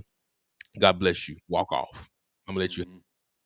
You know what I'm saying? And live to see Mm-hmm. another day. My dad taught me this, man. The more and more I talk about this stuff, man, I thank God for my father. My dad taught me, he said, man, it ain't nothing wrong with taking off and running. Man, Ain't I nothing heard wrong that with too. taking off and I running. heard that too. You know, Yep. imagine if my dad never taught me that and all I knew was just, man, stand up and fight. He said, dude, if you outnumbered and you finna get whooped, why you gonna be stupid and try to fight 6 dudes? You finna get Mm-hmm. whooped, if not die. He said, man, take off and run and live to see another day. I know that's right. You feel me, Dark? Mm-hmm. Um, And so that's kind of the approach, man. And I was telling somebody this, I might write a book about this, but I think I've become a better man since I became a father. I know I have. I agree Because, with you. man, I might tear up talking about this, but, you know, before I had a daughter, man, I was such a renegade. And I still in heart a renegade now. And before I got married, a renegade. And I had to learn how to be a better husband. I had to learn how to maneuver through what I like to do in a way where it doesn't impact my family. Because before I got married, it was just me. I just do what I want to do, and I knew how to maneuver, and I just worked through it. It's just me. I ain't got to worry about how it impact nobody else. But then, you know, when I run my mouth or whatever I say and the strong convictions I have, it could possibly affect my wife and or my child. So I had to learn how to be able. So now, especially as a father, man, I think 5 times before I do something. Yep. And I think about the impact of it. Is I this the agree with right that thing? sentiment because Yeah, go when ahead. I had my daughter, man, like I was like you. I'm just kind of wild guy. I'm still kind of like that, but I started thinking more of, you know, how if I treat this woman a certain way, how would I feel if somebody treated my daughter this way? You know what I'm saying? Different things like that. Even when she got old and she started having little issues in school, or if somebody was messing with her, like I felt even more of a man when she would call me first. I was like, okay, I'm doing something right. You know, she would come to me like, oh, let me call my daddy first. She'd be at school and she would say, somebody is messing with me, and she'd call me first, and before her mom even knew. And I call her mama like, have you been up there? She's like, nah, I didn't even know what was going on. So I'm like, damn, she calling me first. So that really meant a lot to me. That really meant like, oh, okay, like I'm a real father. Like I'm really taking care of my business. You know what I'm saying? I'm having a real impact on my daughter's life. And I really respected that. And like you say, man, just having kids, it kind of makes you grow up, especially a daughter for a man. It makes you grow up. It makes you realize certain things, that how you would behave and how it would impact your child. Because even me, like you Yes, say that sir. now, Yes, it's sir. people around the city who, they see me and they see the way I talk and they can't believe it. So they kind of like, damn, I don't really want to mess with him. So I do kind of temper down some things that I say because I don't want it to fall on my daughter or even my family, my dad, and my mom. So yeah, man, it's just a lot of stuff that you say that I really don't Dude, disagree with, bro. it's crazy. As I was saying that, but my wife, my daughter FaceTime me right now so she can tell me good night. As I'm telling you this, as I'm telling you that, and that's why you see me over here doing duck lips, giving her a kiss and all this kind of stuff before she go to bed. But yeah, man, like I'm with you. That kind of stuff, man. Like I said, parenting, you take it more seriously, but like I said, it makes you a better person Mm-hmm.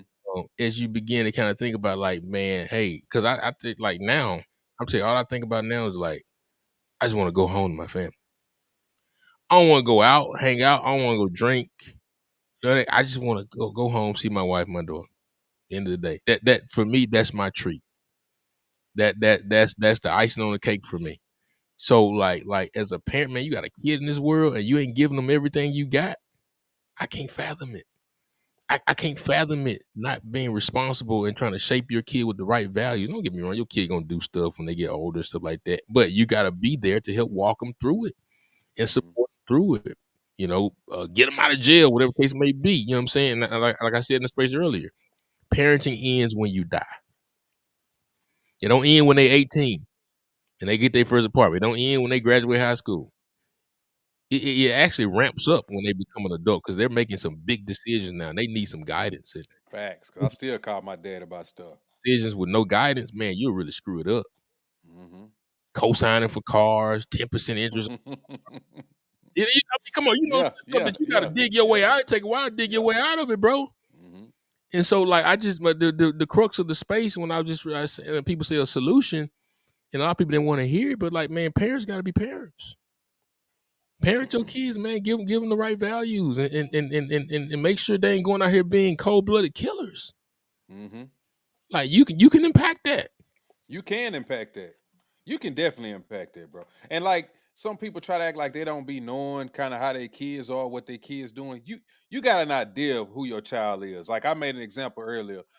It was a time I went to school and a teacher lied on me and said I called her the B word, right? I went home and told my dad because they had suspended me. And I was like, man, I didn't say that. Y'all need to go up to the school and talk to the principal because I didn't say that. And my dad had jumped up. He was like, I know you didn't say that. I just because I know my son. Even when he came up to the school, he was like, I know he didn't say that. And the teacher, she literally lied on me. But my dad, he stood on business, like they say, because he was like, I know my son would never get up and call no teacher no B word. I just know he wouldn't have said that.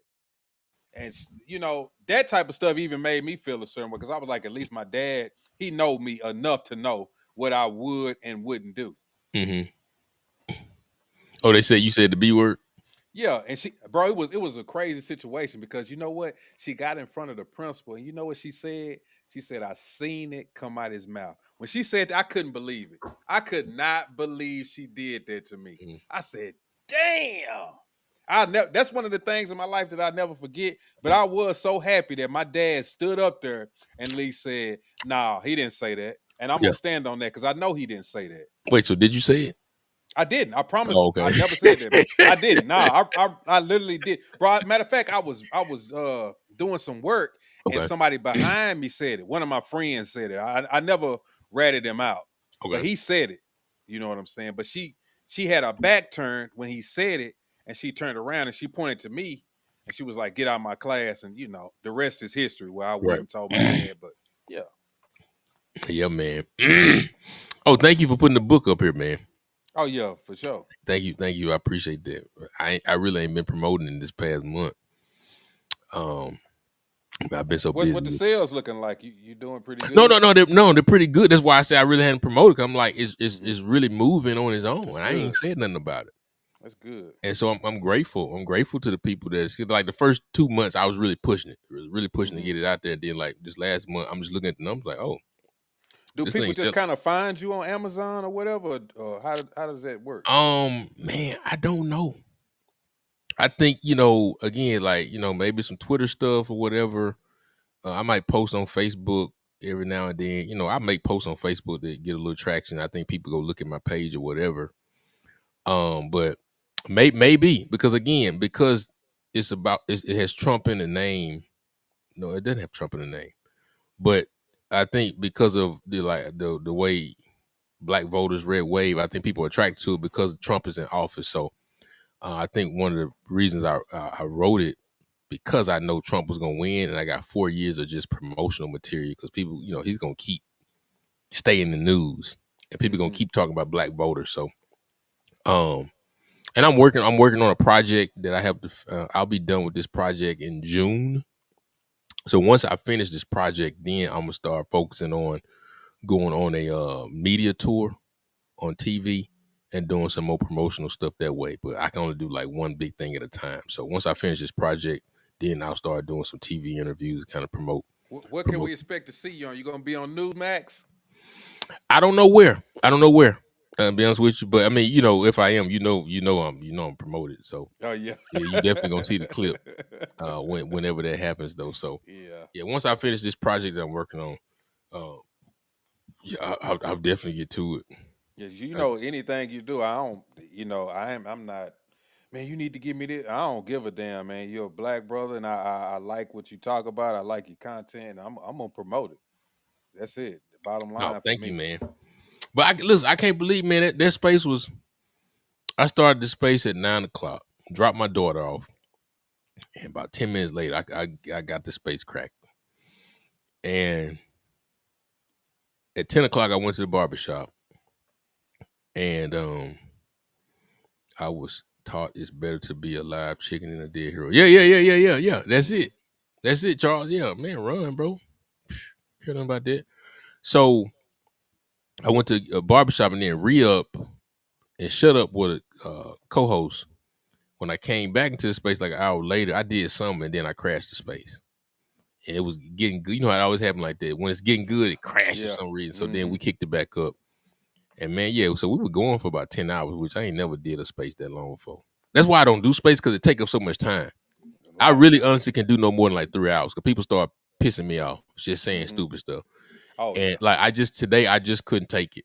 I was like, man, I'm You finna was let dropping. Hey, you was on them. You was dropping them down, and yeah, I was like, okay, I he ain't playing today. I'm just finna go in. Because listen, man, you can't try to justify murder to me. Right. Unless it's self-defense. You can't justify if you talk about you care about black people, how are you trying to make sense of murder? How are you trying to talk around it? Why are you trying to find ways to poke holes in the data? And none of y'all are like data analysts. Well, the FBI don't report. I was telling a woman at the end of the space a moment ago. Well, a lot of these law enforcement agencies underreport crimes. So I was like, okay, all right, cool. And again, that's why I said I'm not talking about crimes. I said, but how do you underreport a murder? How do you underreport a For real. homicide? If there's a homicide, You either police report it or get you don't. there, they call the coroner. The coroner ain't gonna take in a body and do an autopsy unless there's paperwork.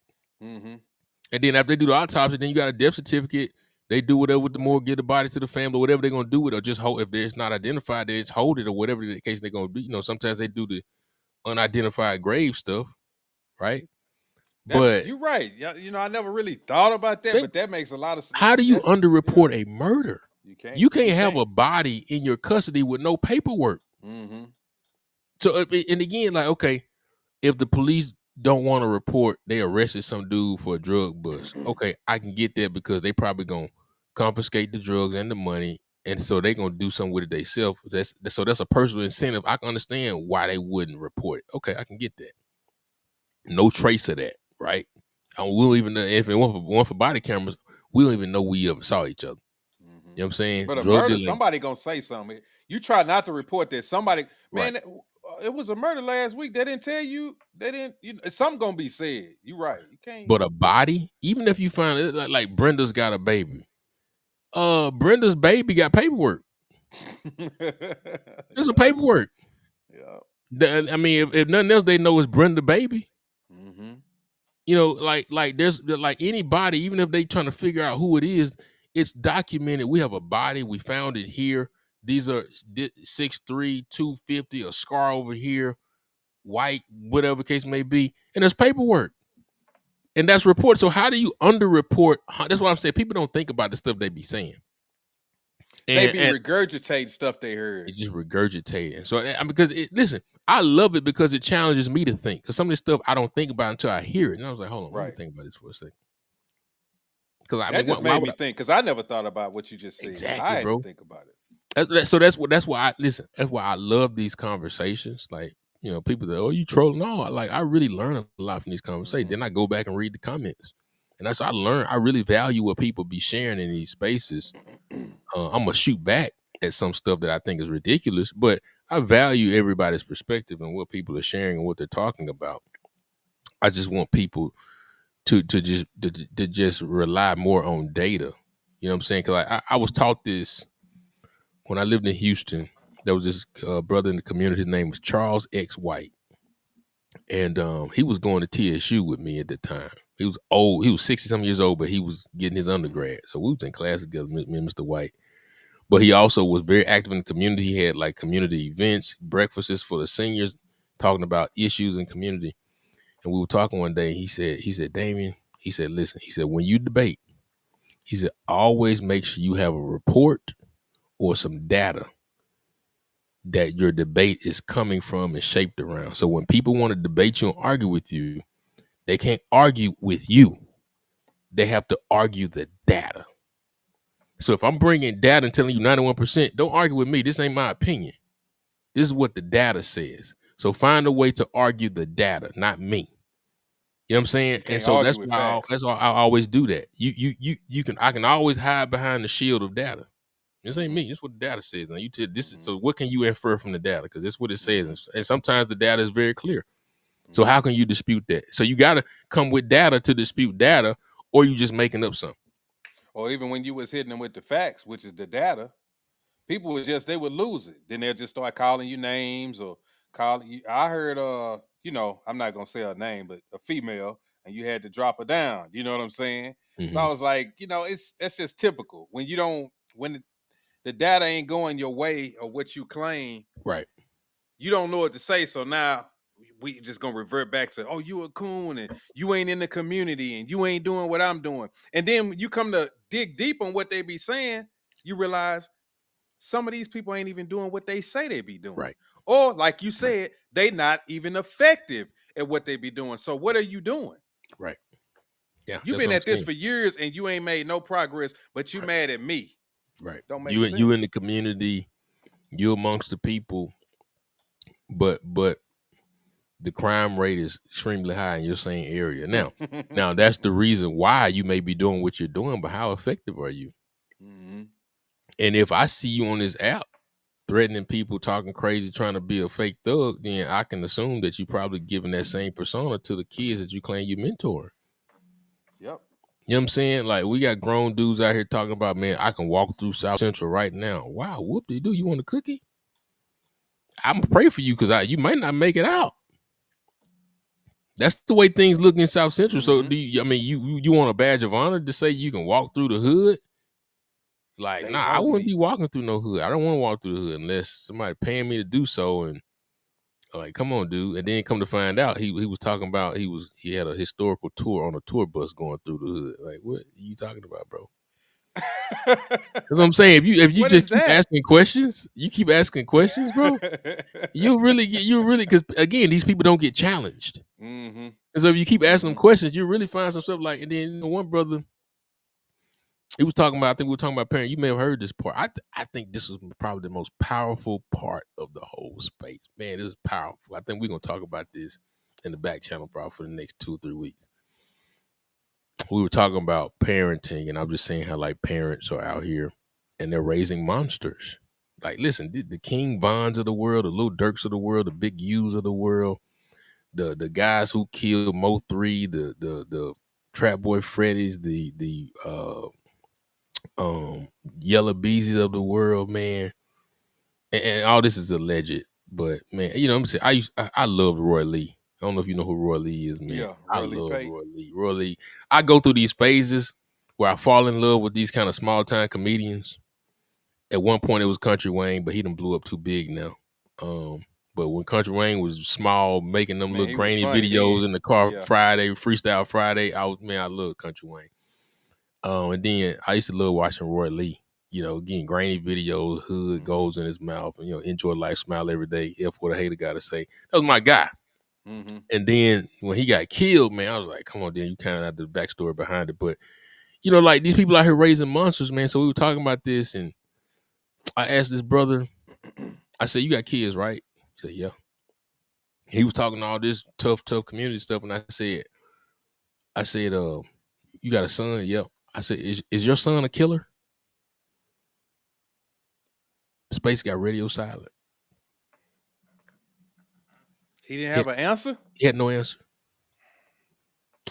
And I know I you didn't ask. talking about. I heard I that. moved on. I I heard that. moved on. I didn't press. I didn't dig Re-Ups further. even made a point about that. He was like, "You ain't got no answer." Okay, yeah, I remember that. Yeah, I didn't dig because I didn't want to go too deep and get in people's business. Well, okay, but the lack of a response was powerful. You know what I'm saying? Mm-hmm.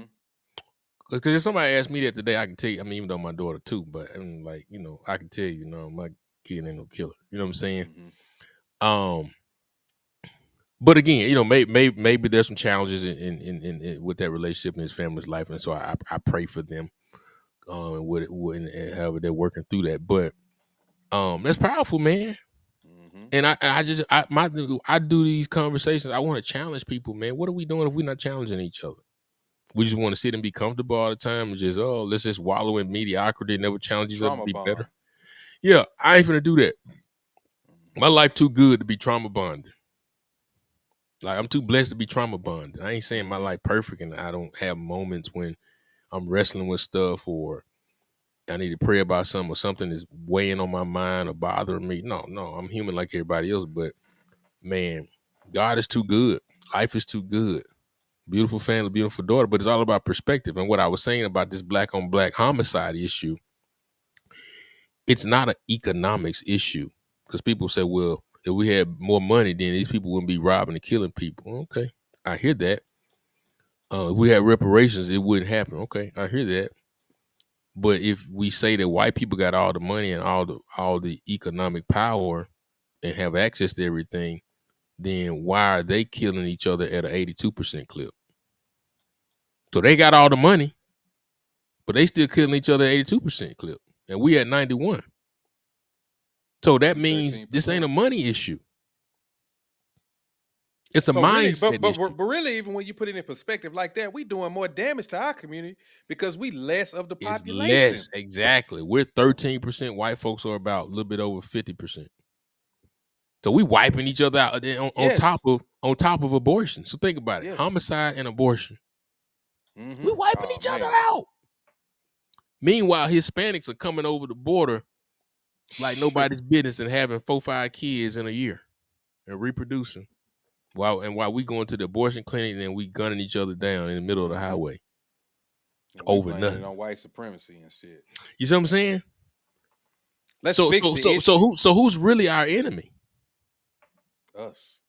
That's what I'm saying. But you can't say that. People get mad. Yeah. They get mad. They get mad. It's like what you were saying. What was that quote that you said about self-reflecting on yourself? Then something about Mm, life is meaningless. Or what did you mm. say? So you really I did heard listen that. to this I space. was listening because I was at the Okay. gym. I was watching TV. I was at the gym. I was walking. I was listening. Yeah. Oh man, I appreciate you, bro. No, it's been one of my favorite quotes all my life by Socrates. And it says the unexamined life is not worth living. Oh, right. And it's so true. Like you gotta examine yourself.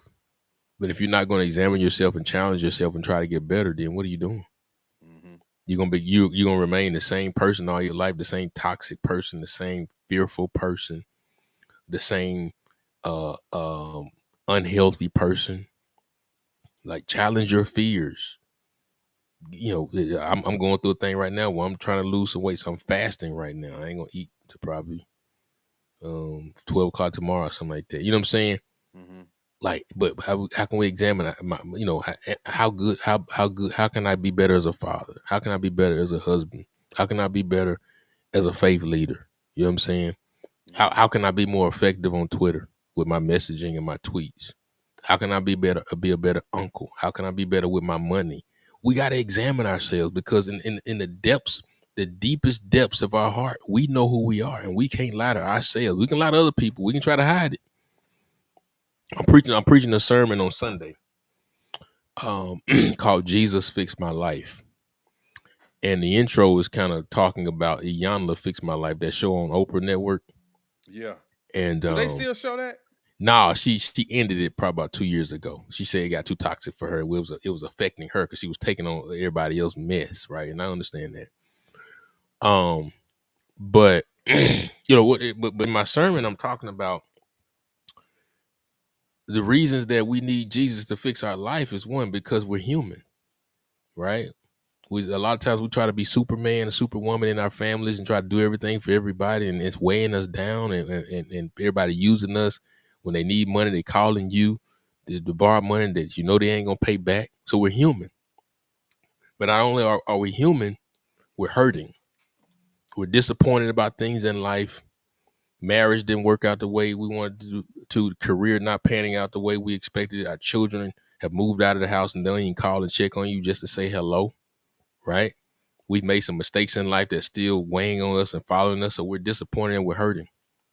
But not only are we human and we're hurting, but we don't want nobody to know about what we're going through, and so we're hiding it, right? We're trying to put on wear the mask and make it seem like everything is okay, everything is fine. We walk in church and we dress nice and our family looks nice, but when we get home, we hate each other, right? I'm depressed about something I'm going through in life, and I might be on Instagram and Twitter posting these great pictures, get a lot of likes, but deep down inside, man, I am depressed and I'm dark. So we're hiding it. But then we get to a point where we're human, we're hurting, we're hiding it. But then it gets so overwhelming and we just realize, man, I can't handle this no more. It's beyond me. That's when we say we just give up and just give it to Christ and just give it to Him. So we're human, we're hurting, we're hiding, we can't handle it, and we just give it to Him. So that's the crux of my sermon on Sunday. Jesus fixed my life. Man, Okay. Yeah, you be on it, hey. That's why I just let him cook. I let him cook. I let the Rev chef it up. That's the Steph Curry hey of man, I Twitter might right clip there. this. I need that clip. I'm Go gonna clip it. post that clip tomorrow. That's gonna That's help gonna be at somebody. 2 hours and 16. Well, about I'm gonna say 14 minutes. 2 hours and 14 minutes. That's Yeah, where something you like that. Yeah, yeah, yeah. that's where you started at. So yeah. Hey, but you remember what I messaged you about a month uh ago, a couple weeks ago? yeah. Mm-hmm. I really Mm-hmm. want to do that. Yeah, we can do that.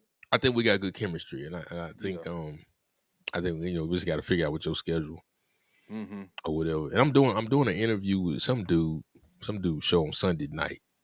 So Okay. y'all will see it. I'll get the clip from. I don't know when he gonna air it, but some dude I met on Twitter, he got a nice little show. I think it was a black Oh, I dude. think I saw you on there when it was a young guy. No. This is no. That was a young dude. That was about 2 weeks ago. No, this is somebody I connected with this week, and we're Okay. gonna record the show Sunday night.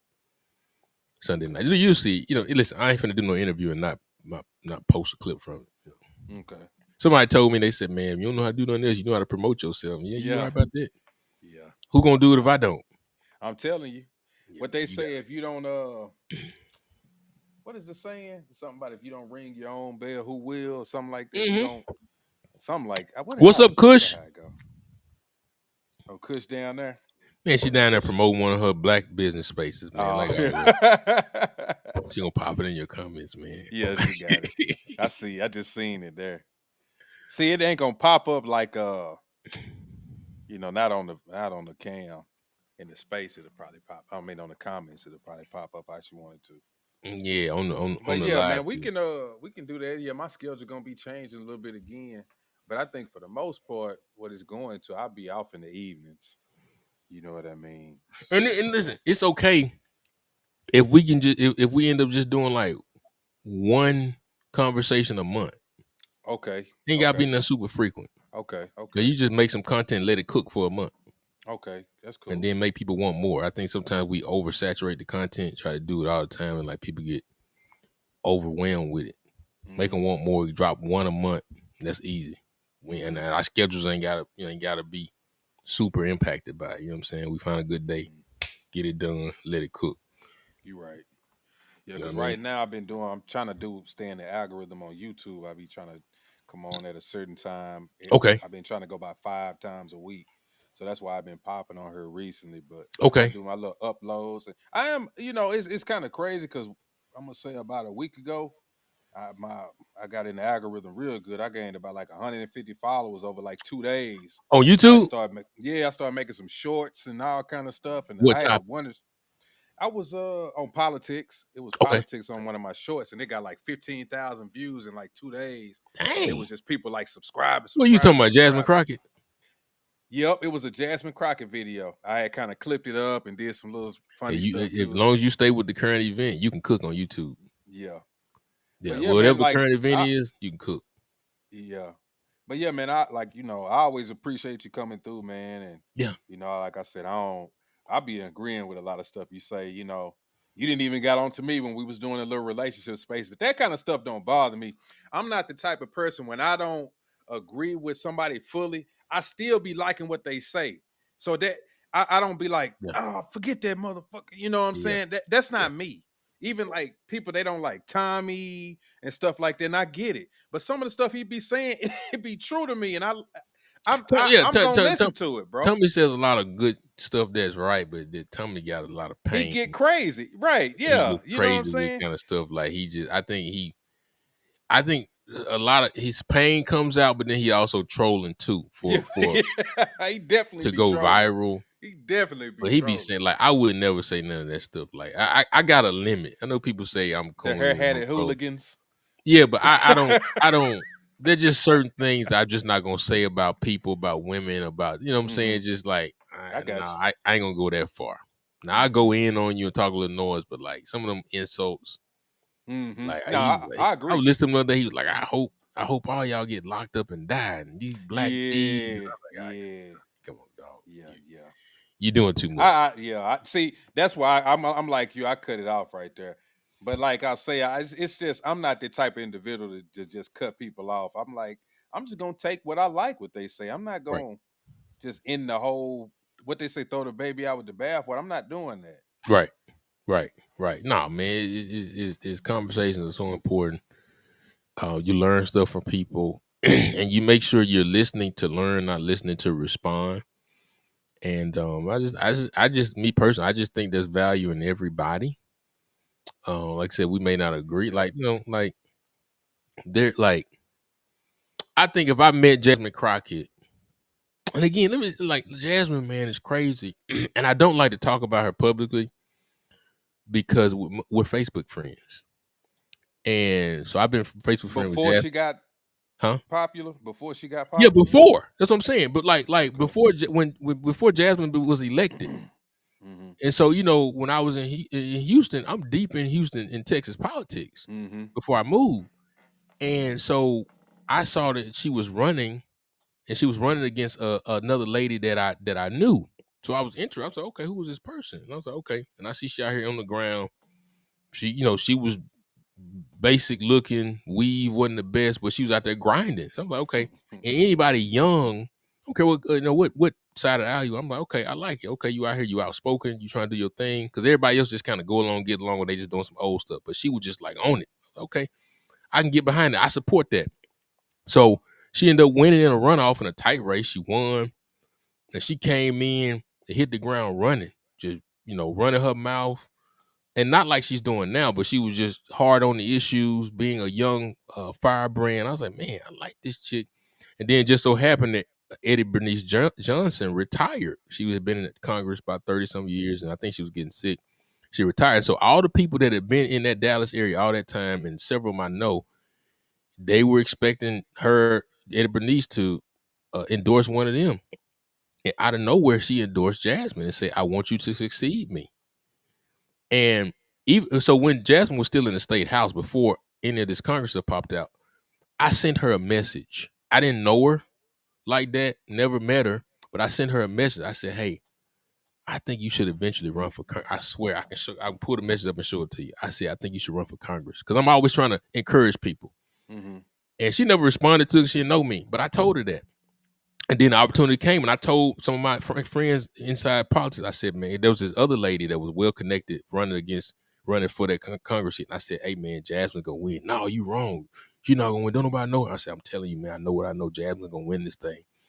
And she ended up winning it. And so, because we're Facebook friends and we know some of the same people, I don't get out and talk about her publicly and say nothing negative like that, because I don't want to get into a back and forth like with people. I really don't like getting into back and forth with people on Twitter and stuff like that, especially people I respect. I don't. And so that's why if I post about it, I make it respectful. I don't tag her or nothing like that, because I ain't trying to create no beef. I just want to report what happened in the news and get people's opinions on it. But I think she's interesting. I think she has a ton of potential. I think she's better than what she portrays. I think she's fallen into this That this whole web of playing a role. playing a role, and where I think she's played it so much now where she's devalued herself to her ceiling of where she can go. Because if you go up there and really just kind of chill out, you can find yourself end up being the Speaker of the House. Mm-hmm. But at this rate where she's going, she'll never get into serious leadership, because she's really pigeonholed herself into this sister girl, loudmouth woman that's cursing, disrespectful to everybody. You know what I'm saying? Yeah. And it's only so long that you can play that role before it gets tired. And I'm afraid that when you attract, like kind of like Fonnie Willis, when you come out popping off and then you attract or piss off the wrong person. In this case, when you piss off MAGA, they're gonna dig deep into your life and find some skeletons. Bro, and Same they thing happened with did, didn't Fonnie. it? Who would have never known that everybody found out about their relationship with Nathan Wade, and Yep. people saw them at the airport together a week ago. So Oh, so they still messing with each they other. still They together, they man. kind of made it seem like they wasn't fooling with each other. Exactly. It wasn't nobody stupid. You know what I'm saying? So I pray for Jasmine, but I just think she's heading down the wrong path. And I think Eddie Bernice Johnson would probably be turning over in her grave right now if she saw what Jasmine is doing with this seat. I just think there's a level of decorum and a level of respect that you bring to Congress. And I'm all for, in today's time, not being as polished as we used to be, speaking your mind. But I think with that, because even like I said, my wife's a Democrat, and I sent my wife like a video of Jab. She was like, man, I'm tired of all this mess. She's like, it's just Because unprofessional. I would think her as a black woman, just black women in general, kind of be like, they kind of trying to portray us in one way that's not us, and I don't like that. You know what I'm saying? Even Yeah. when Kamala was bringing out like Glorilla and Megan Thee Stallion, that's kind of insulting to me. And that's I what do. I was asking on my podcast, why nobody didn't feel insulted by that type of stuff. I think a lot of women are. I think that's why you saw the results that you saw in the election. I think a lot of black women are offended by Jasmine Crockett. I think a lot are offended by not so much Glorilla, because I think Glorilla still carries herself in a classy way. And it's crazy to say that, but I think she's really classed up since she made it big and really changed her image. When you see Glorilla, she like for the most part, she has some clothes on. She dress up nice. She ain't got much to twerk with, but um, Megan Thee Stallion is an embarrassment. And I Yes. hate it for the young lady that she feels like that's what she has to do to feel valued. But hopefully And she got a degree. Like, why ain't she she does. pushing that? She She went to does. college. That's what I'm saying. College degree, Uh, bro, from the Texas Southern University. And this is, I mean, she making her money, but I pray that at some point she changes course and say, I ain't got to do this no more. mhm. Invest her money some kind of way and just kind of find a more valuing way to build herself. Because right now she's named herself after a male horse. I don't know, A stallion is a how male long you horse. gonna how long you gonna do Yeah. that? Change. Yeah. Go by your real name, Megan Pete, and rock this Hmm. thing out, man. You know what I'm saying? So, yeah, I think I don't know what path Jasmine is going down, but she definitely ain't going to the U.S. Senate. She's definitely not ever gonna be a cabinet member. Um, I don't know. She's gonna be stuck in that seat forever, and I think eventually somebody's gonna run. They're gonna run somebody against her. Now she's going after Governor Abbott. Like, how you go after disabled people, man? That's And that. I mean, that's and don't bad. you And like, you realize think that it's he's cute? one of the most popular governors in this country? Yeah, I mean, but he's been like he be, well, he's been governor now 11 years. Yeah, Yeah. it's been a while. So like, And there's no term limits on governor in Texas, so you can sit there for 25 years if you like. So like, dude is popular and he's disabled, not a bad person. So like, I mean, come on, dog. And you say that while you were at the Human Rights Campaign gala. So what do you care about human and rights? then the statement that she tried to come up with, it was like, come on, It was insulting. that was insulting. That's why I said, like, I was telling, even when I told my wife this. So okay, let me Jasmine, then I'll move to the other part. All right. Like, I think people just need to learn how to just apologize. Hmm. I think what people appreciate now about the good politicians are they're real and they'll just say, you know what, hey, I apologize. I messed up on that. I can do that better. You know what I'm saying? Hmm. So like I'm taking a class right now. So I gave a presentation on a topic yesterday, and it was a presentation for a conference.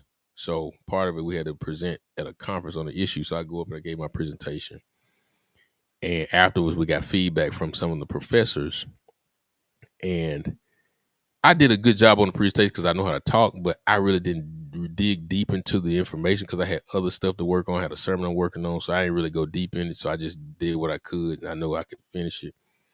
And so one of the professors asked me a deeper question on it, on a part of the presentation that I made, and I was like, boom, boom, boom. And they was like, okay, well, tell me more about this. Give me examples of this. And I was like, man, I ain't got none, and I ain't had time to like throw it in grok real quick. Um, so I just went up there and kept it real. I was like, hey, be honest with you, I said I did the research, but I really didn't dive as deep into that particular part. So to be honest with you, I can't really answer your question, to be honest. And I'm gonna stand up here and BS you. I said, but going forward, I'll do deeper research and be prepared for that question in the future. Just kept it real. I Hmm. wasn't gonna lie, fluff it through and try to make up something. 'Cause people know when you fluffing, right? Hmm. And I think there's so much value in just people just saying, you know what, I messed up. I shouldn't have said that. I apologize to Governor Abbott and the disabled community across this nation. My commitment is goes deep and never wavered. Blah blah blah, right? Right. And I was telling my wife same thing, like with that Marvin Sapp thing. That video is going around him asking $40,000. Where he big U'd everybody in the Yeah, congregation. right, right. But Close then, the door. yeah, close the door. Then he tried to come out with this. Did you see his response? I didn't see the response. He comes out with this long Facebook post trying to say, Mm-mm. well, I asked people to close the door for security purposes, basically saying so nobody won't come in here and rob y'all or Mm-mm. whatever. And it's like, okay, maybe I can go with that, but then you also said y'all ain't got nowhere to go but to the restaurant. So you just basically saying you ain't got nowhere to go. Close the door. We finna sit in here until we get this money. Yeah. Right. Anything Yeah. about safety. So and so he says that. Then he was like, for those of y'all that don't really go to church, this is how we do it in church. This is the church context. Then he gave some scriptures, and it's like, why preachers just can't say I'm sorry? Mm-hmm. Why they just can't say, like, have you ever heard a preacher just say, I apologize, I could have done that better, or I have. I'll do better going forward. They always go try to pull some scripture to try to justify the BS that they Mm-hmm. did. Like, come on, dog. And honestly, I really don't have a huge issue because I know you got. I'm a preacher. You got to raise money. You know, churches don't run on air. You got to raise money, and that's a big conference. And people, you can't raise a couple $1,000s at a big conference. They say it was like He it said it was was a four couple thousand thousand people that there was there, and then he was thousands of people on TV online. too. Yeah, so you had like 5,000 people. So he's like, if I just get $20 from 2,000 of the 5,000 people, that's 40,000. I guess he said, right? And Yeah, then you probably get some more from the stage. Cool. I ain't mad at that. I think the way he asked them to close the doors was kind of arrogant. yeah. He said, "Close the doors." He said, "Close the doors." Right. Yeah. So I think, man, you got to be real humble and meek and Right. really, when you in that position, man, like don't do too much and be rude to people, especially publicly. Hmm. I think there's a way to kind of correct or ask for something to be done and still be grateful and thankful in the moment. Hmm. You know, like, hey, ushers, if you be so kind and just close the doors for us right now in this moment. As we, this offertory moment of giving back to God. You know what I'm saying? Yeah. It's just a Or cool way to when do I it. was, because my granddaddy was a preacher. When they was like trying to raise stuff, they would usually start months in advance. Like, look, in the future, we trying to get to this certain type of goal. Right. You know what I'm saying? They would just lead up into that. They wouldn't just all of a sudden one day pop up and close the doors and we need this amount of money right now. They okay, you can give 20 this time and maybe whatever No, you got next time. no. And They ain't really how churches used to do back then. A lot of times they get up there, they finna raise the money. Ushers, somebody get up there, deacon get up there with the plate. Pastor say, well, I'm giving $200. Can somebody match my 200? That's how they would do it. hmm Somebody another then now become a pissing contest. Well, okay, Deacon so and so got 200. hmm So then everybody drops something. They want everybody to know. So then they'll announce, okay, Deacon so and so, thank you for your 100. Brother so and so, thank you for your 100. Now hmm it's a pissing match, hmm right? See, And but then for me, that experience would be when like another preacher showed up and they was trying to get him some money or whatever. They would. yeah, That's for me. That's what it was. right, They would do that. right.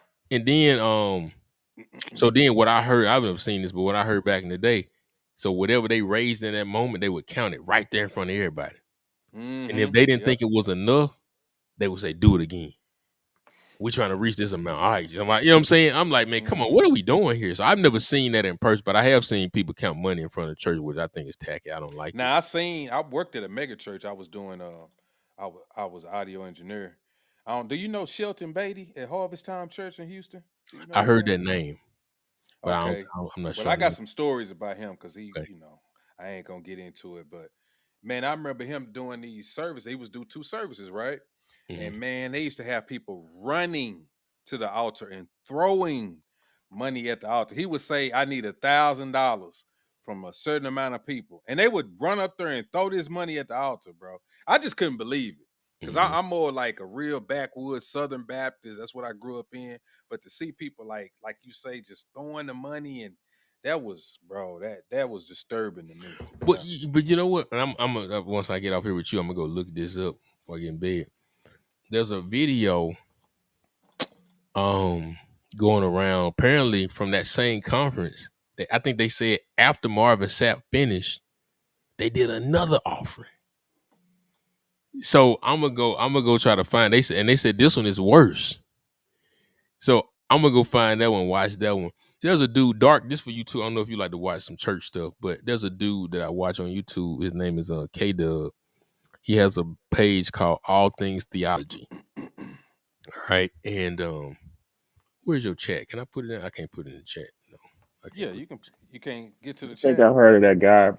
Ain't he's T.I.'s Send best friend? No, this dude, No? he a black dude. send it in the private chat if you can get to that, and then I'll put it in the chat. Okay. Matter of fact, let me pull it up. Where is he? Matter of fact, here you go right I here gotta on my run to the page. bathroom real Oh, here quick. it is right here. So I'm yeah, listening. this is how I learned about the Marvin Sapp thing.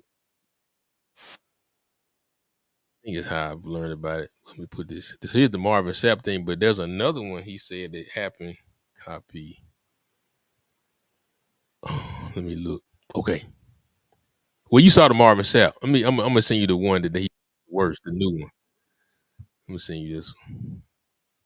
Copy. Where are you over here? You said in the private chat. All right. Group V.